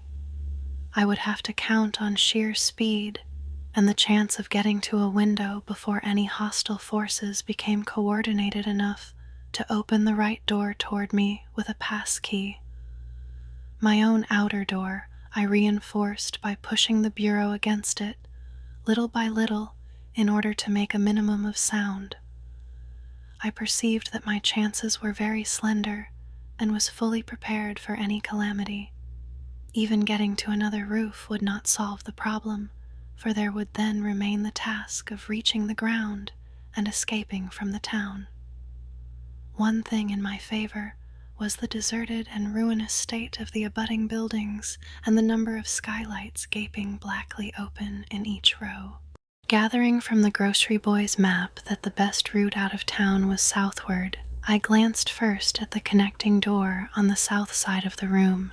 It was designed to open in my direction, hence I saw, after drawing the bolt and finding other fastenings in place, it was not a favorable one for forcing. Accordingly, abandoning it as a route, I cautiously moved the bedstead against it to hamper any attack which might be made on it later from the next room. The door on the north was hung to open away from me, and this, though a test proved it to be locked or bolted from the other side, I knew must be my route. If I could gain the roofs of the buildings in Payne Street and descend successfully to the ground level, I might perhaps dart through the courtyard and the adjacent or opposite buildings to Washington or Bates, or else emerge in Payne and edge around southward into Washington. In any case, I would aim to strike Washington somehow and get quickly out of the town square region. My preference would be to avoid Payne, since the fire station there might be open all night. As I thought of these things, I looked out over the squalid sea of decaying roofs below me, now brightened by the beams of a moon not much past full. On the right, the black gash of the river gorge clove the panorama, abandoned factories and railway station clinging barnacle-like to its sides. Beyond it, the rusted railway and the Rowley Road led off through a flat, marshy terrain dotted with islets of higher and drier scrub-grown land. On the left, the creek-threaded countryside was nearer, the narrow road to Ipswich gleaming white in the moonlight. I could not see from my side of the hotel the southward route toward Arkham, which I had determined to take. I was irresolutely speculating on when I had better attack the northward door, and on how I could least audibly manage it, when I noticed that the vague noises underfoot had given place to a fresh and heavier creaking of the stairs. A wavering flicker of light showed through my transom, and the boards of the corridor began to groan with a ponderous load. Muffled sounds of possible vocal origin approached, and at length a firm knock came at my outer door. For a moment I simply held my breath and waited. Eternities seemed to elapse, and the nauseous, fishy odor of my environment seemed to mount suddenly and spectacularly. Then the knocking was repeated, continuously and with growing insistence. I knew that the time for action had come, and forthwith drew the bolt of the northward connecting door, bracing myself for the task of battering it open. The knocking waxed louder, and I hoped that its volume would cover the sound of my efforts. At last, beginning my attempt, I lunged again and again at the thin paneling with my left shoulder, heedless of shock or pain. The door resisted even more than I had expected, but I did not give in, and all the while the clamor at the outer door increased. Finally, the connecting door gave, but with such a crash that I knew those outside must have heard. Instantly, the outside knocking became a violent battering, while keys sounded ominously in the hall doors of the rooms on both sides of me. Rushing through the newly opened connection, I succeeded in bolting the northerly hall door before the lock could be turned. But even as I did so, I heard the hall door of the third room, the one from whose window I had hoped to reach the roof below, being tried with a pass key. For an instant I felt absolute despair, since my trapping in a chamber with no window, egress seemed complete. A wave of almost abnormal horror swept over me, and invested with a terrible but unexplainable singularity the flashlight glimpsed dust prints made by the intruder who had lately tried my door from this room.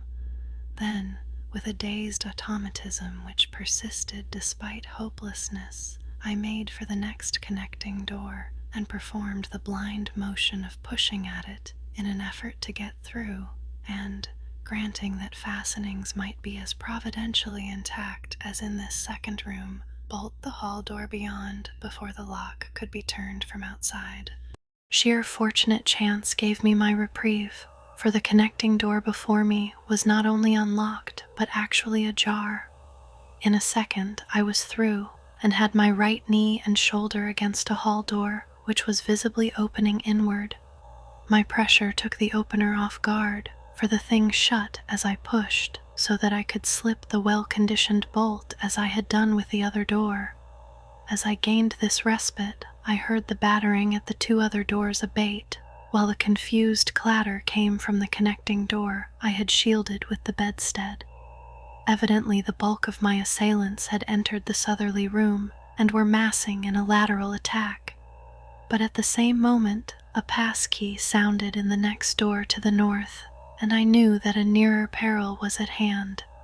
The northward connecting door was wide open, but there was no time to think about checking the already turning lock in the hall. All I could do was to shut and bolt the open connecting door, as well as its mate on the opposite side, pushing a bedstead against the one and a bureau against the other. and moving a washstand in front of the hall door. I must, I saw, trust to such makeshift barriers to shield me till I could get out the window and on the roof of the Payne Street block. But even in this acute moment, my chief horror was something apart from the immediate weakness of my defenses.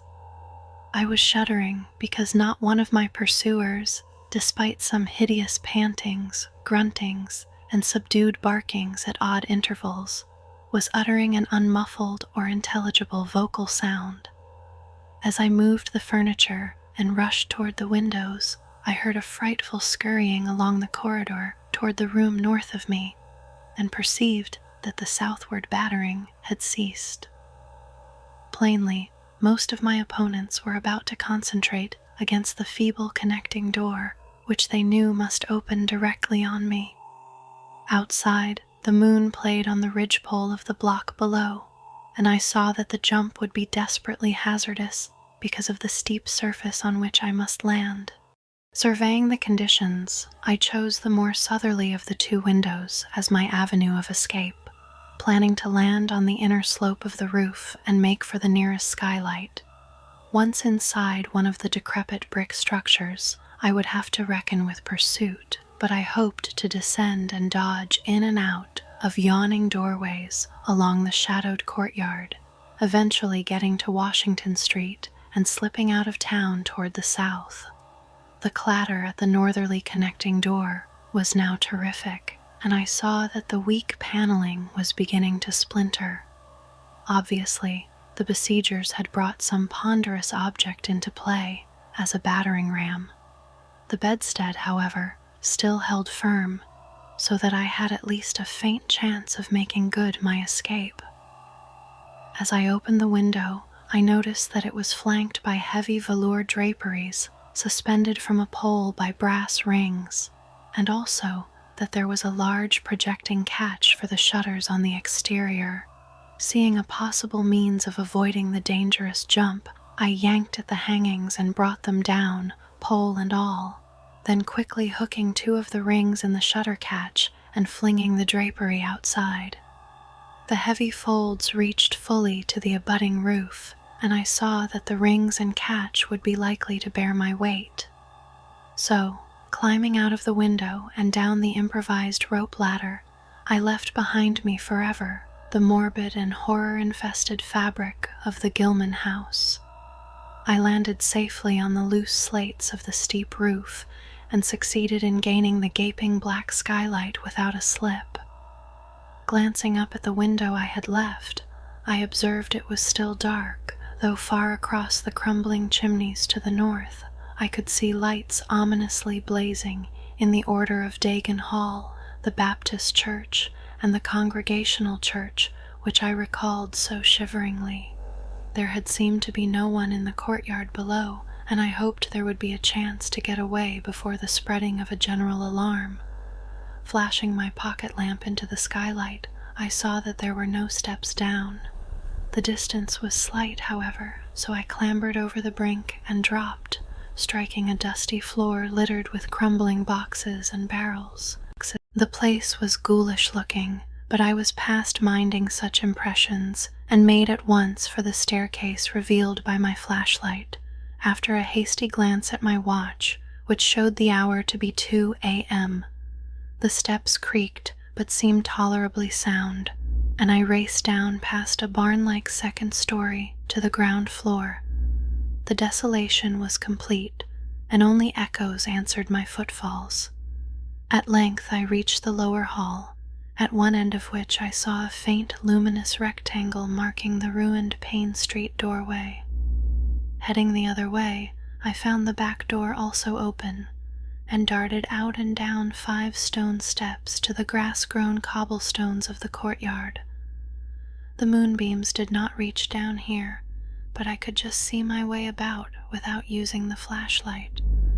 Some of the windows on the Gilman house side were faintly glowing, and I thought I heard confused sounds within.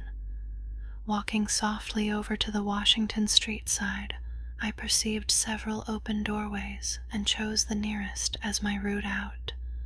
The hallway inside was black, and when I reached the opposite end, I saw that the street door was wedged immovably shut.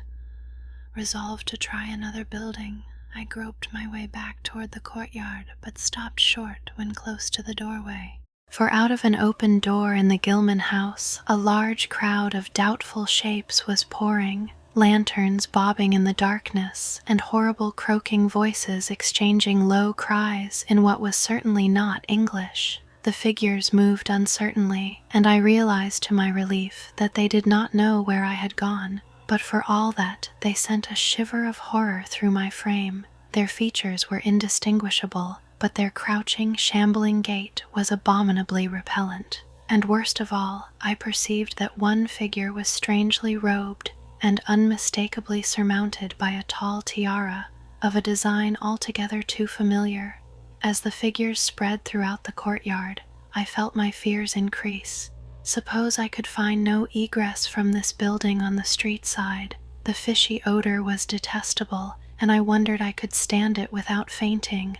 Again groping toward the street, I opened a door off the hall and came upon an empty room with closely shuttered but sashless windows.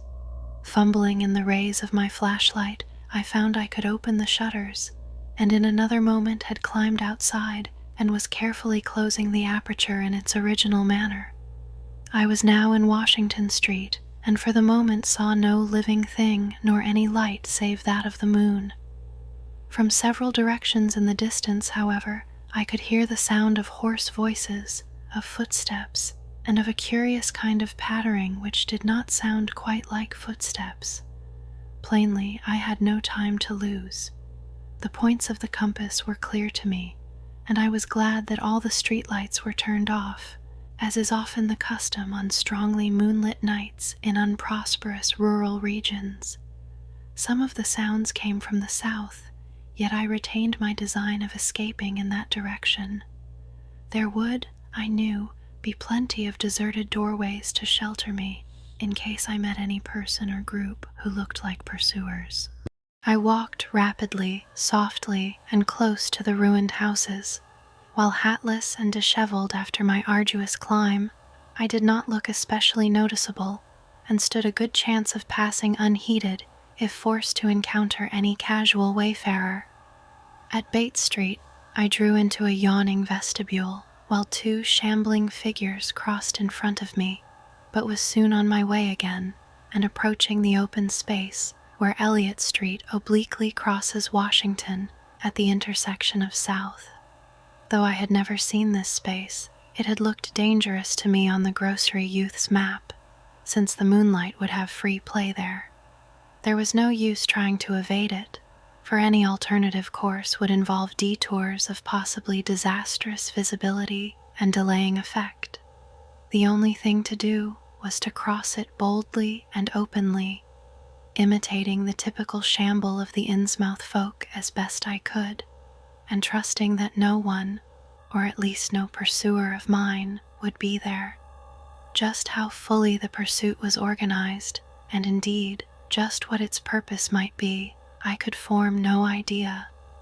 There seemed to be unusual activity in the town, but I judged that the news of my escape from the Gilman had not yet spread. I would, of course, soon have to shift from Washington to some other southward street, for that party from the hotel would doubtless be after me. I must have left dust prints in that last old building, revealing how I had gained the street. The open space was, as I had expected, strongly moonlit, and I saw the remains of a park-like, iron-railed green in its center. Fortunately, no one was about, though a curious sort of buzz or roar seemed to be increasing in the direction of Town Square. South Street was very wide, leading directly down a slight declivity to the waterfront and commanding a long view out at sea, and I hoped that no one would be glancing up it from afar as I crossed in the bright moonlight. My progress was unimpeded, and no fresh sound arose to hint that I had been spied. Glancing about me, I involuntarily let my pace slacken for a second to take in the sight of the sea, gorgeous in the burning moonlight at the street's end. Far out beyond the breakwater was the dim, dark line of Devil Reef, and as I glimpsed it, I could not help thinking of all the hideous legends I had heard in the last 34 hours. Legends which portrayed this ragged rock as a veritable gateway to realms of unfathomed horror and inconceivable abnormality. Then, without warning, I saw the intermittent flashes of light on the distant reef. They were definite and unmistakable, and awaked in my mind a blind horror beyond all rational proportion. My muscles tightened for panic flight, held in only by a certain unconscious caution and half-hypnotic fascination, and to make matters worse, there now flashed forth from the lofty cupola of the Gilman house, which loomed up to the northeast behind me, a series of analogous though differently spaced gleams which could be nothing less than an answering signal. Controlling my muscles and realizing afresh how plainly visible I was, I resumed my brisker and feignedly shambling pace, though keeping my eyes on that hellish and ominous reef as long as the opening of South Street gave me a seaward view. What the whole proceeding meant, I could not imagine, unless it involved some strange rite connected with Devil Reef, or unless some party had landed from a ship on that sinister rock. I now bent to the left around the ruinous green, still gazing toward the ocean as it blazed in the spectral summer moonlight, and watching the cryptical flashing of those nameless, unexplainable beacons. It was then that the most horrible impression of all was borne in upon me, the impression which destroyed my last vestige of self-control and set me running frantically southward past the yawning black doorways and fishily staring windows of that deserted nightmare street. For at a closer glance I saw that the moonlit waters between the reef and the shore were far from empty. They were alive with a teeming horde of shapes swimming inward toward the town. And even at my vast distance and in my single moment of perception, I could tell that the bobbing heads and flailing arms were alien and aberrant in a way scarcely to be expressed or consciously formulated.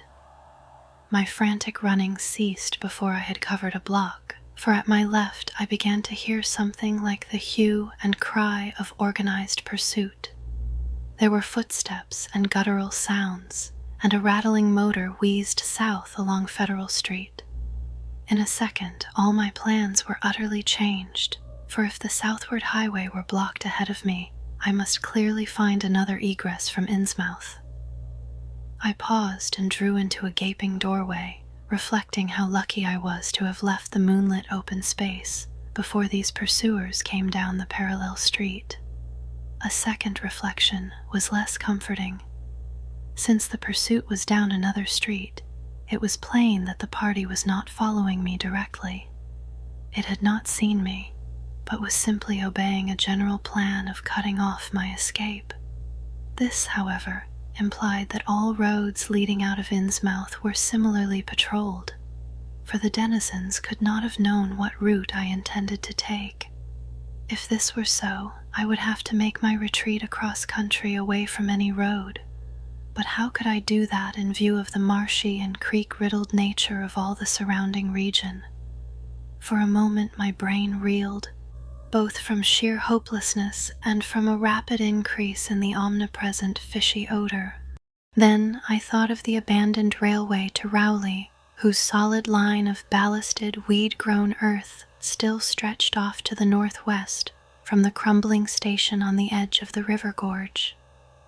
There was just a chance that the townsfolk would not think of that, since its briar-choked desertion made it half impassable and the unlikeliest of all avenues for a fugitive to choose.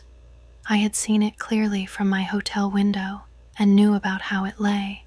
Most of its earlier length was uncomfortably visible from the Rowley Road and from high places in the town itself, but one could perhaps crawl inconspicuously through the undergrowth.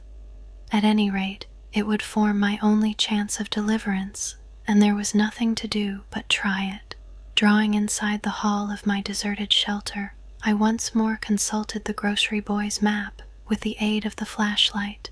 The The immediate problem was how to reach the ancient railway, and I now saw that the safest course was ahead to Babson Street, then west to Lafayette, there edging around but not crossing an open space homologous to the one I had traversed, and subsequently back northward and westward in a zigzagging line through Lafayette, Bates, Adams, and Bank Streets, the latter skirting the river gorge, to the abandoned and dilapidated station I had seen from my window. My reason for going ahead to Babson was that I wished neither to recross the earlier open space nor to begin my westward course along a cross street as broad as south. Starting once more, I crossed the street to the right-hand side in order to edge around into Babson as inconspicuously as possible. Noises still continued in Federal Street, and as I glanced behind me, I thought I saw a gleam of light near the building through which I had escaped. Anxious to leave Washington Street, I broke into a quiet dog trot, trusting to luck not to encounter any observing eye. Next the corner of Babson Street, I saw to my alarm that one of the houses was still inhabited, as attested by curtains at the window. But there were no lights within, and I passed it without disaster. In Babson Street, which crossed Federal and might thus reveal me to the searchers, I clung as closely as possible to the sagging, uneven buildings, twice pausing in a doorway as the noises behind me momentarily increased. The open space ahead shone wide and desolate under the moon, but my route would not force me to cross it. During my second pause, I began to detect a fresh distribution of the vague sounds, and upon looking cautiously out from cover, beheld a motor car darting across the open space, bound outward along Elliott Street, which there intersects both Babson and Lafayette. As I watched, choked by a sudden rise in the fishy odor after a short abatement, I saw a band of uncouth crouching shapes loping and shambling in the same direction, and knew that this must be the party guarding the Ipswich Road, since that highway forms an extension of Elliott Street. Two of the figures I glimpsed were in voluminous robes, and one wore a peaked diadem which glistened whitely in the moonlight. The gait of this figure was so odd that it sent a chill through me, for it seemed to me the creature was almost hopping. When the last of the band was out of sight, I resumed my progress, darting around the corner into Lafayette Street and crossing Elliott very hurriedly, lest stragglers of the party be still advancing along that thoroughfare. I did hear some croaking and clattering sounds far off toward Town Square, but accomplished the passage without disaster. My greatest dread was in recrossing broad and moonlit South Street with its seaward view, and I had to nerve myself for the ordeal. Someone might easily be looking, and possible Elliott Street stragglers could not fail to glimpse me from either of 2 points.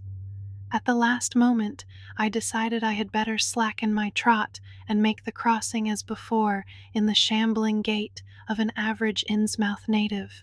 When the view of the water again opened out, this time on my right, I was half determined not to look at it at all. I could not, however, resist, but cast a sidelong glance as I carefully and imitatively shambled toward the protecting shadows ahead. There was no ship visible, as I had half expected there would be. Instead, the first thing which caught my eye was a small rowboat pulling in toward the abandoned wharves and laden with some bulky, tarpaulin-covered object. Its rowers, though distantly and indistinctly seen, were of an especially repellent aspect. Several swimmers were still discernible, while on the far black reef I could see a faint, steady glow unlike the winking beacon visible before, and of a curious color which I could not precisely identify. Above the slant roofs ahead and to the right there loomed the tall cupola of the Gilman house, but it was completely dark. The fishy odor, dispelled for a moment by some merciful breeze, now closed in again with maddening intensity. I had not quite crossed the street when I heard a muttering band advancing along Washington from the north. As they reached the broad open space where I had had my first disquieting glimpse of the moonlit water, I could see them plainly only a block away, and was horrified by the bestial abnormality of their faces and the dog-like subhumanness of their crouching gait.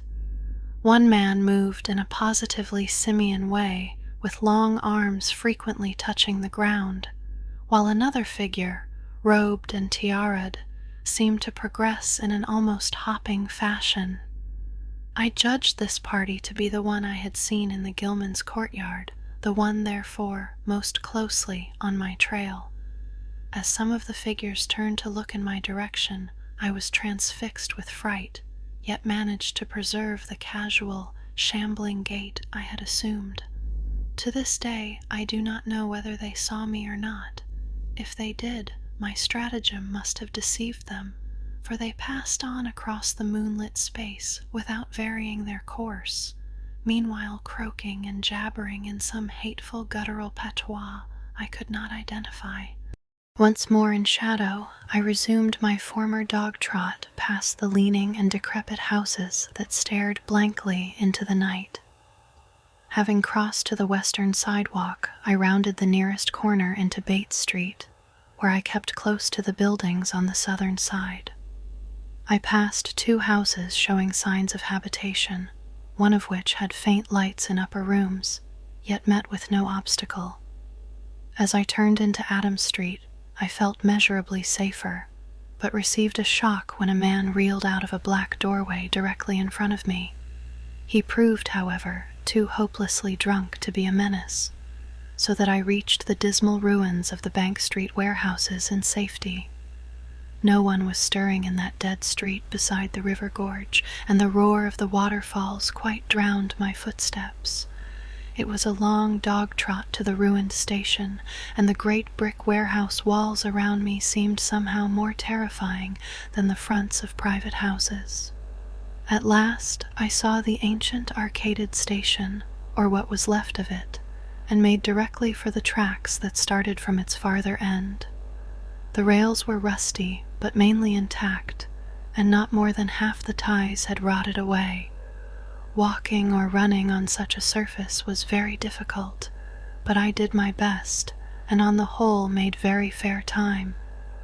For some distance the line kept on along the gorge's brink, but at length I reached the long covered bridge where it crossed the chasm at a dizzy height.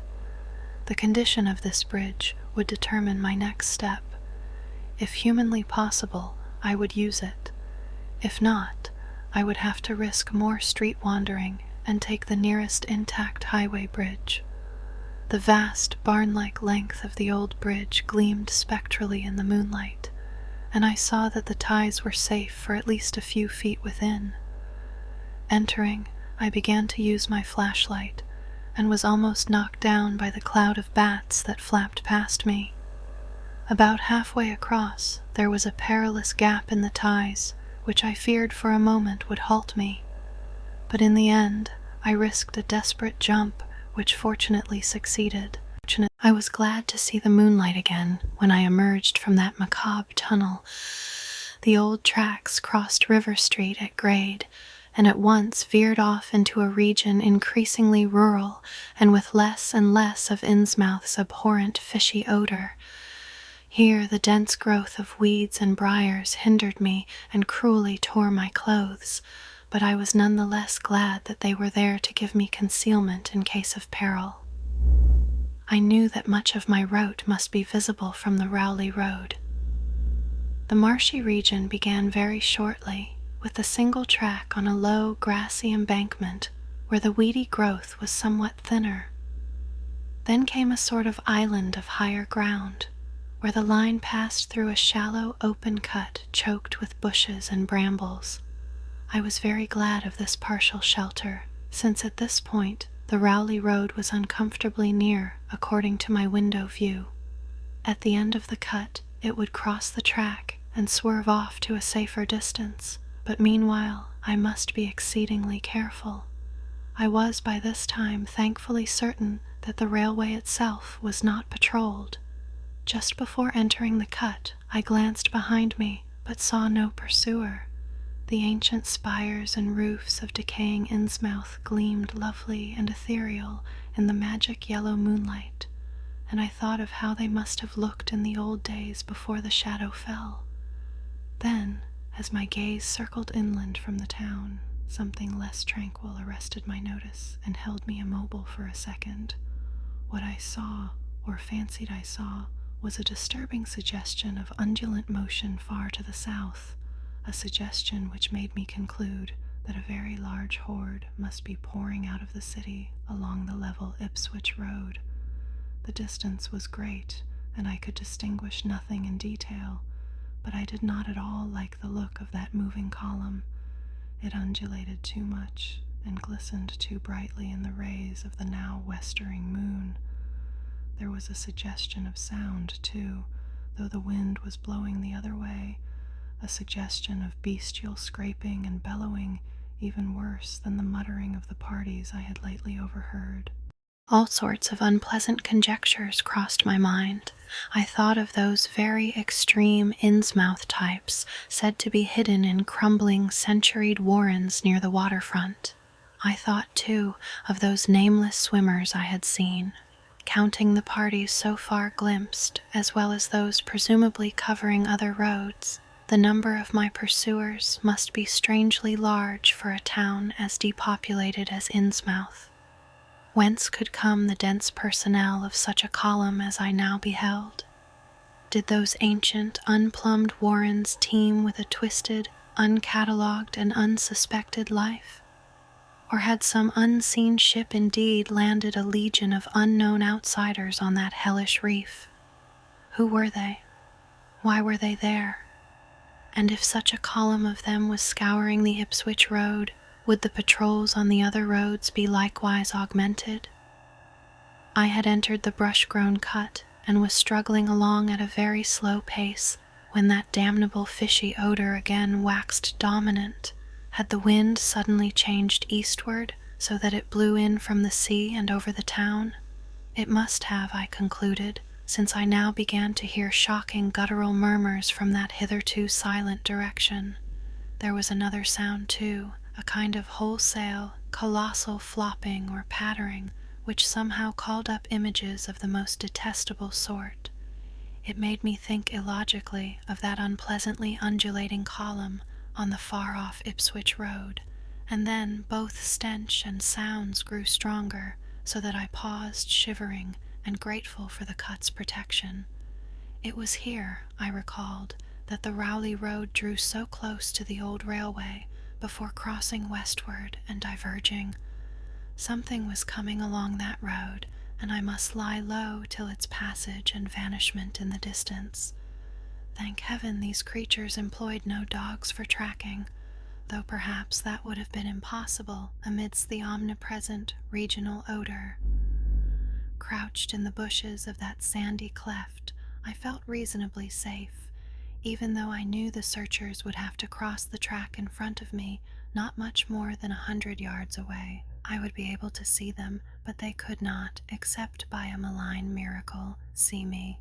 All at once I began dreading to look at them as they passed. I saw the close moonlit space where they would surge by, and had curious thoughts about the irredeemable pollution of that space.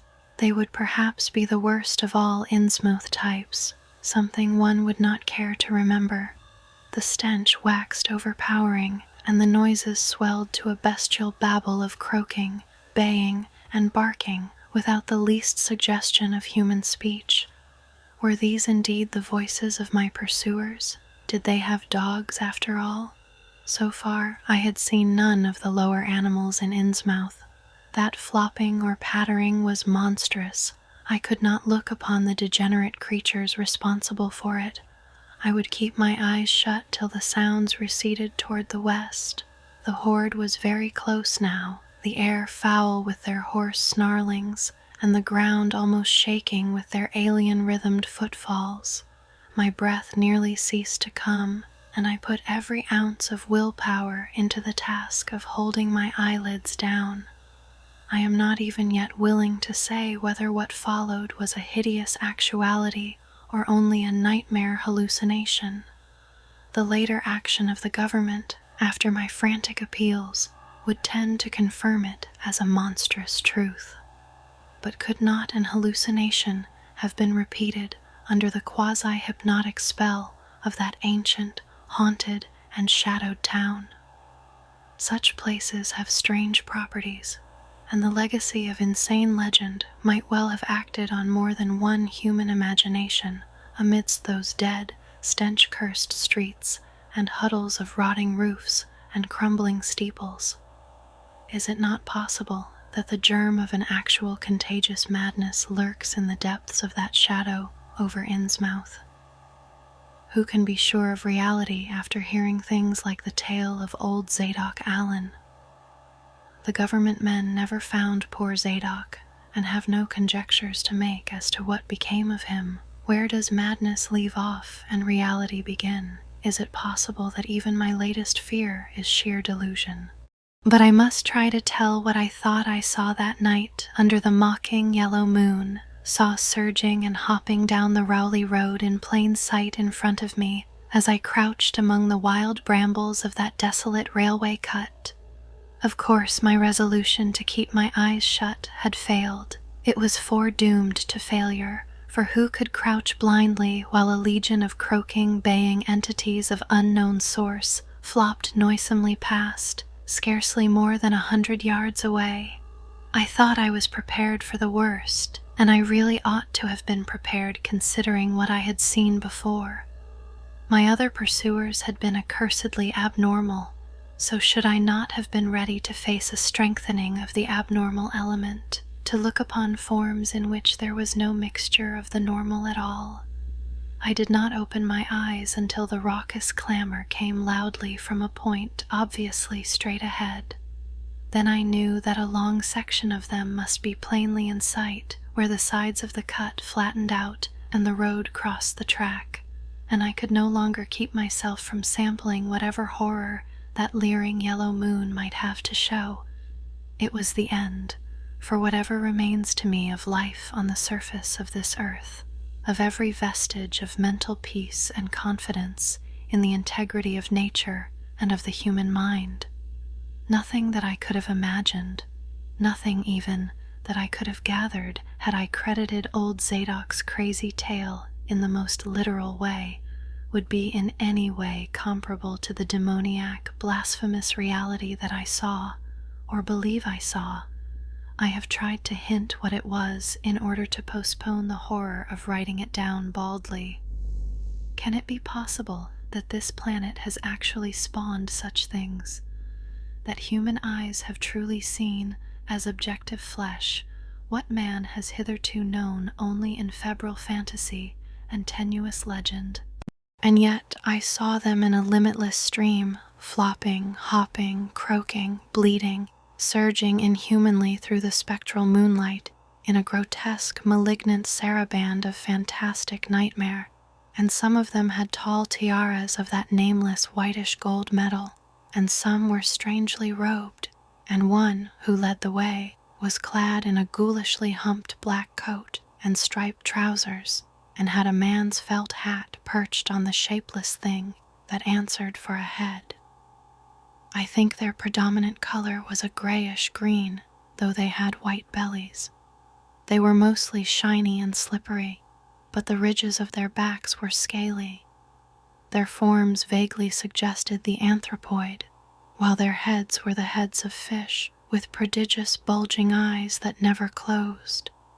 At the sides of their necks were palpitating gills, and their long paws were webbed.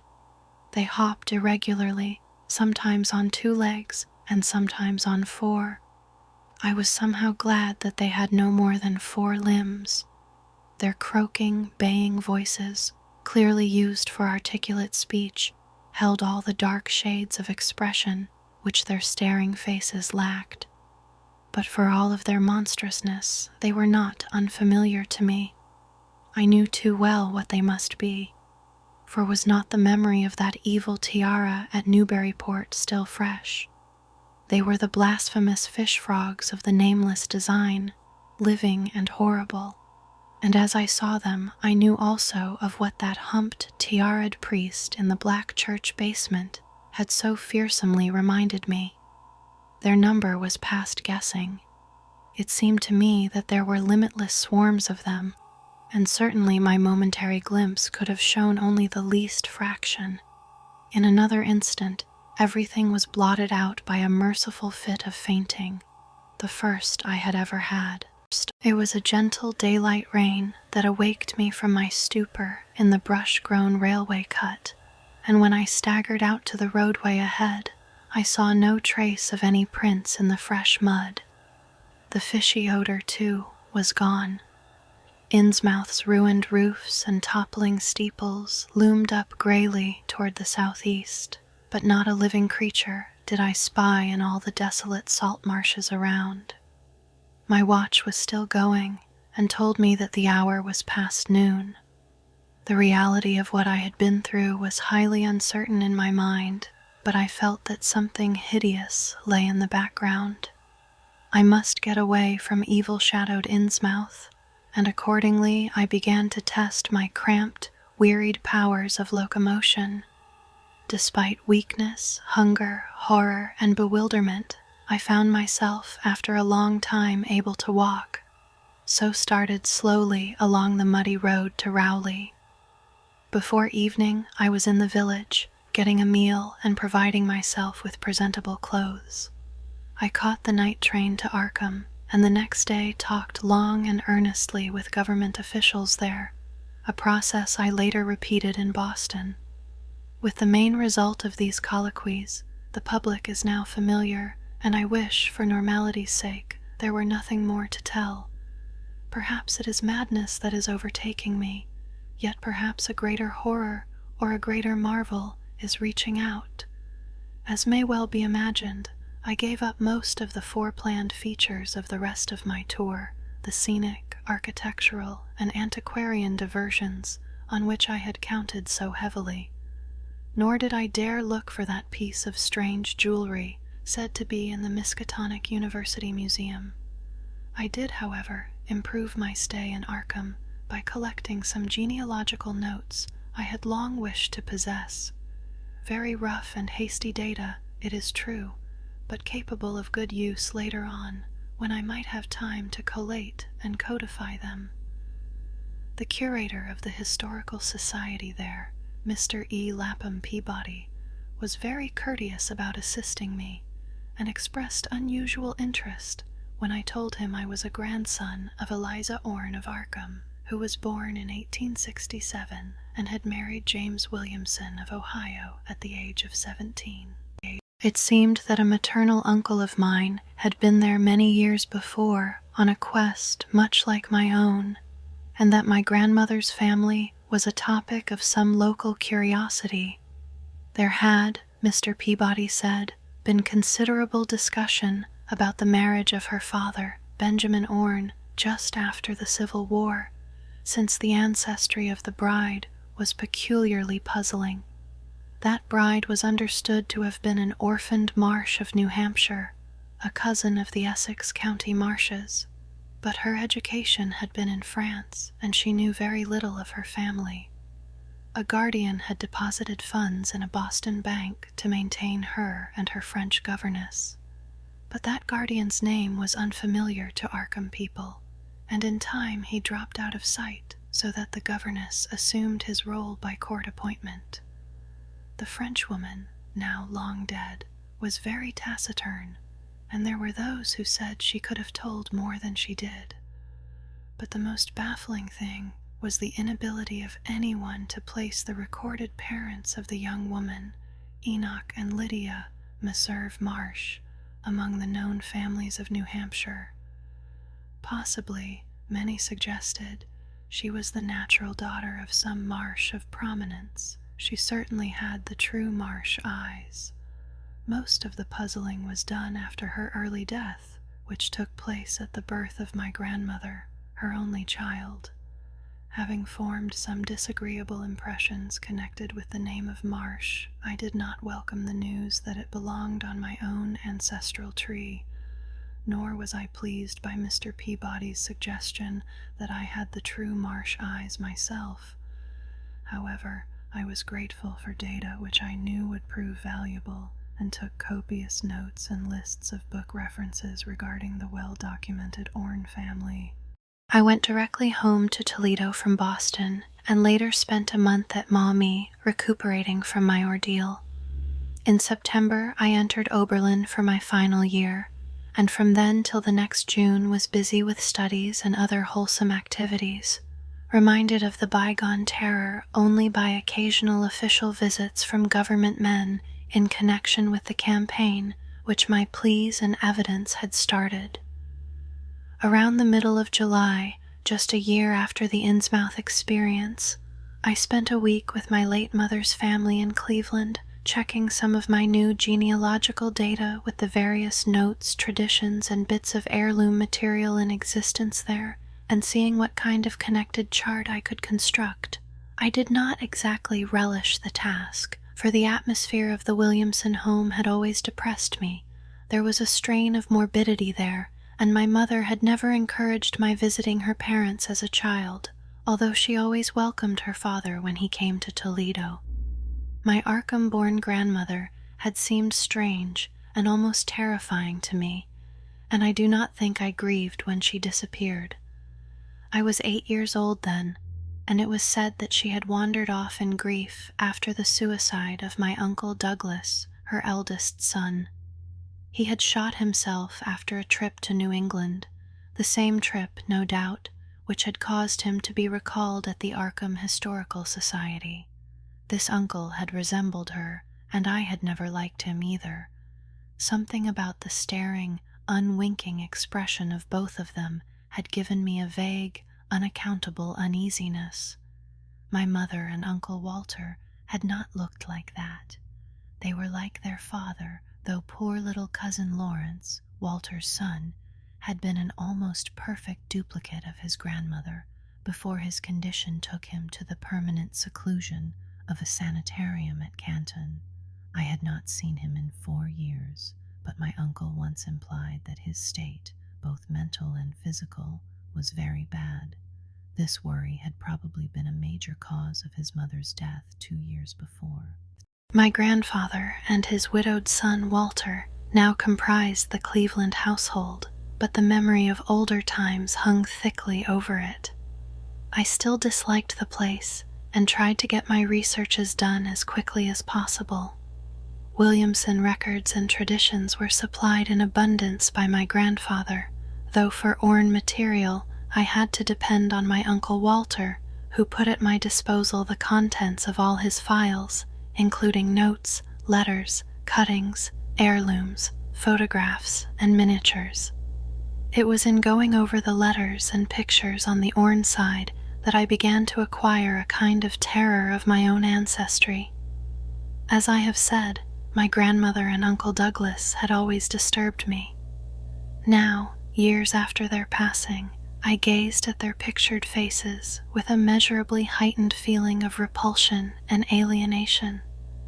I could not at first understand the change, but gradually a horrible sort of comparison began to obtrude itself on my unconscious mind, despite the steady refusal of my consciousness to admit even the least suspicion of it. It was clear that the typical expression of these faces now suggested something it had not suggested before, something which would bring stark panic if too openly thought of. But the worst shock came when my uncle showed me the Orne jewelry in a downtown safe deposit vault. Some of the items were delicate and inspiring enough, but there was one box of strange old pieces descended from my mysterious great-grandmother, which my uncle was almost reluctant to produce. They were, he said, of very grotesque and almost repulsive design, and had never to his knowledge been publicly worn, though my grandmother used to enjoy looking at them. Vague legends of bad luck clustered around them, and my great-grandmother's French governess had said they ought not to be worn in New England, though it would be quite safe to wear them in Europe.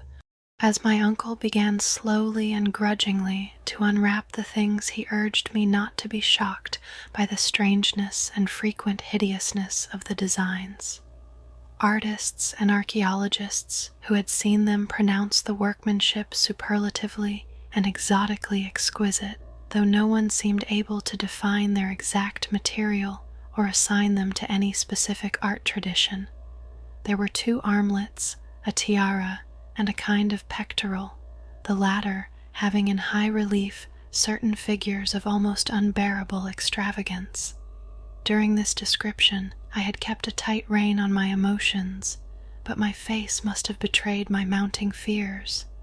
My uncle looked concerned and paused in his unwrapping to study my countenance.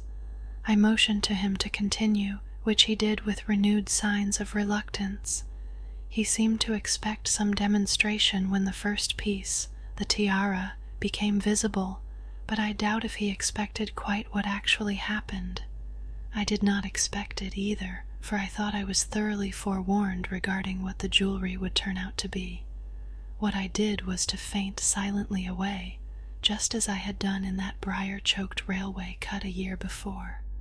From that day on, my life has been a nightmare of brooding and apprehension, nor do I know how much is hideous truth and how much madness.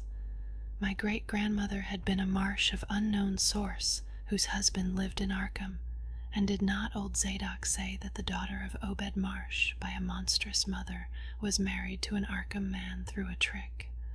What was it the ancient toper had muttered about the likeness of my eyes to Captain Obed's? In Arkham, too, the curator had told me I had the true Marsh eyes. Was Obed Marsh my own great-great-grandfather? Who, or what, then, was my great-great-grandmother? But perhaps this was all madness. Those whitish gold ornaments might easily have been bought from some Innsmouth sailor by the father of my great-grandmother, whoever he was. And that look in the staring-eyed faces of my grandmother and self-slain uncle might be sheer fancy on my part, sheer fancy, bolstered up by the Innsmouth shadow which had so darkly colored my imagination. But why had my uncle killed himself after an ancestral quest in New England? For more than 2 years, I fought off these reflections with partial success. My father secured me a place in an insurance office, and I buried myself in routine as deeply as possible. In the winter of 1930 to 31, however, the dreams began. They were very sparse and insidious at first, but increased in frequency and vividness as the weeks went by. Great watery spaces opened out before me, and I seemed to wander through titanic sunken porticos and labyrinths of weedy cyclopean walls with grotesque fishes as my companions. Then the other shapes began to appear, filling me with nameless horror the moment I awoke. But during the dreams, they did not horrify me at all. I was one with them, wearing their unhuman trappings, treading their aqueous ways, and praying monstrously at their evil sea-bottom temples. There was much more than I could remember, but even what I did remember each morning would be enough to stamp me as a madman or a genius if ever I dared write it down. Some frightful influence, I felt, was seeking gradually to drag me out of the sane world of wholesome life into unnameable abysses of blackness and alienage, and the process told heavily on me. My health and appearance grew steadily worse, till finally I was forced to give up my position and adopt the static, secluded life of an invalid. Some odd nervous affliction had me in its grip, and I found myself, at times, almost unable to shut my eyes. It was then that I began to study the mirror with mounting alarm. The slow ravages of disease are not pleasant to watch, but in my case there was something subtler and more puzzling in the background. My father seemed to notice it too, for he began looking at me curiously and almost affrightedly. What was taking place in me? Could it be that I was coming to resemble my grandmother and Uncle Douglas? One night, I had a frightful dream in which I met my grandmother under the sea. She lived in a phosphorescent palace of many terraces, with gardens of strange leprous corals and grotesque brachiate efflorescences, and welcomed me with a warmth that may have been sardonic. She had changed as those who take to the water change, and told me she had never died. Instead, she had gone to a spot her dead son had learned about, and had leapt to a realm whose wonders, destined for him as well, he had spurned with a smoking pistol. This was to be my realm, too. I could not escape it. I would never die, but would live with those who had lived since before man ever walked the earth. I met also that which had been her grandmother. For 80,000 years, Pthiali had lived in Yahanthle, and thither she had gone back after Obed Marsh was dead. Yahanthle was not destroyed when the upper earth men shot death into the sea. It was hurt, but not destroyed. The deep ones could never be destroyed, even though the Paleogean magic of the forgotten old ones might sometimes check them. For the present, they would rest. But someday, if they remembered, they would rise again for the tribute great Cthulhu craved. It would be a city greater than Innsmouth next time. They had planned to spread, and had brought up that which would help them, but now they must wait once more. For bringing the upper earth men's death, I must do a penance, but that would not be heavy. This was the dream in which I saw a Shoggoth for the first time, and the sight set me awake in a frenzy of screaming. That morning the mirror definitely told me I had acquired the Innsmouth look. So far, I have not shot myself as my Uncle Douglas did. I bought an automatic and almost took the step, but certain dreams deterred me.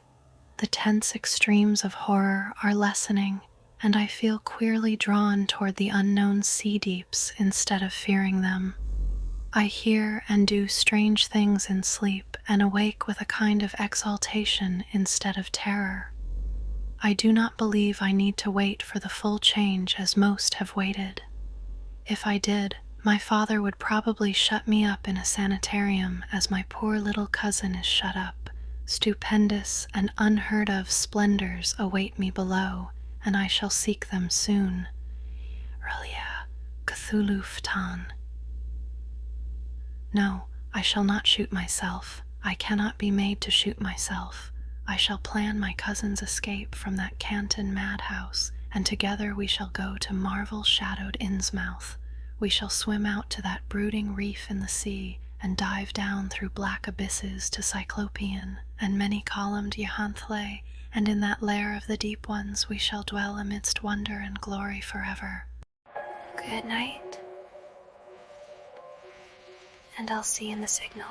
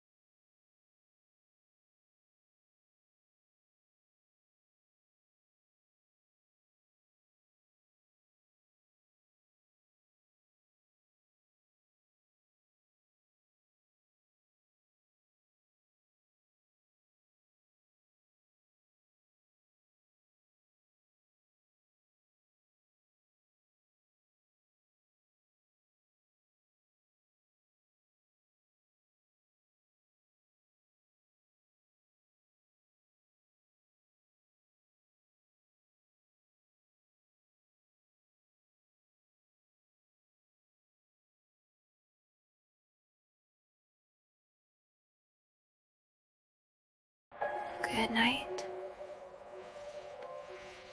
And I'll see you in the signal. In the signal.